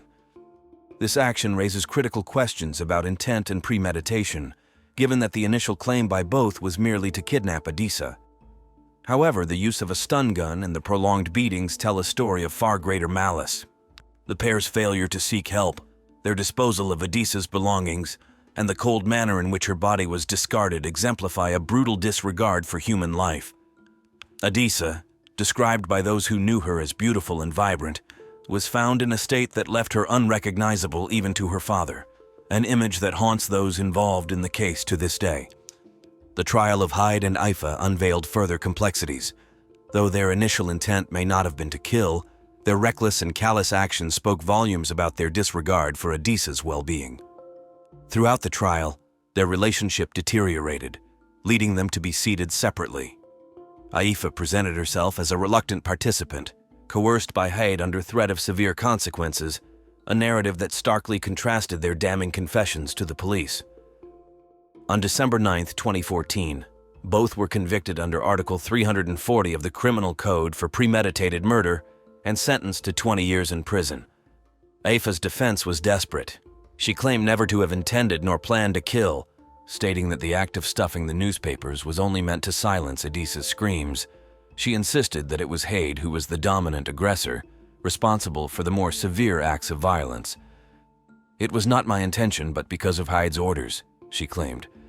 As we reflect on this case, several questions arise. Can fear justify the actions taken by Aifa? How do we interpret her claims of coercion in the light of the evidence? These questions not only challenge our understanding of criminal behavior, but also highlight the importance of thorough law enforcement procedures and robust judicial processes to ensure justice and safety. What are your thoughts on the motivations and actions of Hyde and Aifa? How does this case impact your views on personal responsibility and legal accountability in criminal acts? Share your insights and join the discussion as we continue to explore the complex world of true crime. In an intensely charged scene trapped within the confines of a locked car, Aifa's voice trembled as she recounted her ordeal. "I was afraid and confused about what to do," she revealed, painting a vivid picture of the terror that gripped her. She explained how the abusive actions of Hyde left her in silence, too frightened to react. "In a panicked state of unstable mind, I just followed what Hyde ordered because I was afraid of becoming his next victim, given his temperamental and angry disposition," Aifa described, illustrating how fear and manipulation ensnared her into compliance. However, the disturbing events surrounding Aifa's murder extended beyond the courtroom. Outside the legal proceedings, neighbors like Jenu offered a contrasting view of Aifa's interactions with Haid, shedding light on perplexing dynamics. Aifa was seen being secretive in the alley at night. Her family was unaware, Jenu stated, puzzled by the family's continued acceptance of Hyde, who was even praised by Aifa's mother for his caring nature. This complex web of relationships and secrets added layers to the already tense atmosphere, especially when Aifa Ramadani collapsed in the courtroom following the verdict. The Supreme Court's decision on July 9, 2015, to increase the sentences of both Hyde and Aifa to life imprisonment was a significant moment, marking them as some of the youngest to face such severe penalties in Indonesia. The judges emphasized the profound impact of Adisa's death, an only child on her parents, highlighting the deep cultural and familial implications of their loss. It's like these are important factors in the Indonesian culture and courts, they noted. What do you think influenced the court's decision the most? The cultural importance of lineage, or the severity of the crime? Dear listeners, what are your thoughts? Was the tragic fate of Ader a case of premeditated murder, or did a kidnapping and assault spiral fatally out of control? In a poignant 2022 interview, Adisa's grieving parents shared their profound journey toward forgiveness amidst a heart-rending melody. This harrowing incident ignited widespread outrage across Indonesia, bringing to light serious concerns about youth violence. The young couple implicated in this case posed a stark contrast. Aifa appeared to be a typical teenager, while Hyde had previously engaged in cyberbullying Adisa, escalating to hacking after their separation. This case underscores the disturbing prevalence of youth violence globally, which includes aggressive behaviors that can lead to severe injury or even death. The trial of Hyde and Aifa unveiled further complexities. Though their initial intent may not have been to kill, their reckless and callous actions spoke volumes about their disregard for Adisa's well-being. Throughout the trial, their relationship deteriorated, leading them to be seated separately. Aifa presented herself as a reluctant participant, coerced by Hyde under threat of severe consequences, a narrative that starkly contrasted their damning confessions to the police. On December 9, 2014, both were convicted under Article 340 of the Criminal Code for premeditated murder and sentenced to 20 years in prison. Aifa's defense was desperate. She claimed never to have intended nor planned to kill, stating that the act of stuffing the newspapers was only meant to silence Adisa's screams. She insisted that it was Hyde who was the dominant aggressor, responsible for the more severe acts of violence. "It was not my intention, but because of Hyde's orders," she claimed. As we reflect on this case, several questions arise. Can fear justify the actions taken by Aifa? How do we interpret her claims of coercion in the light of the evidence? These questions not only challenge our understanding of criminal behavior, but also highlight the importance of thorough law enforcement procedures and robust judicial processes to ensure justice and safety. What are your thoughts on the motivations and actions of Hyde and Aifa? How does this case impact your views on personal responsibility and legal accountability in criminal acts? Share your insights and join the discussion as we continue to explore the complex world of true crime. In an intensely charged scene, trapped within the confines of a locked car, Aifa's voice trembled as she recounted her ordeal. "I was afraid and confused about what to do," she revealed, painting a vivid picture of the terror that gripped her. She explained how the abusive actions of Hyde left her in silence, too frightened to react. "In a panicked state of unstable mind, I just followed what Hyde ordered because I was afraid of becoming his next victim, given his temperamental and angry disposition," Aifa described, illustrating how fear and manipulation ensnared her into compliance. However, the disturbing events surrounding Aifa's murder extended beyond the courtroom.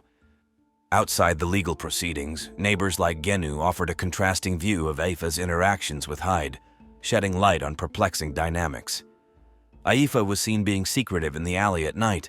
Her family was unaware, Genu stated, puzzled by the family's continued acceptance of Hyde, who was even praised by Aifa's mother for his caring nature. This complex web of relationships and secrets added layers to the already tense atmosphere, especially when Aifa Ramadani collapsed in the courtroom following the verdict.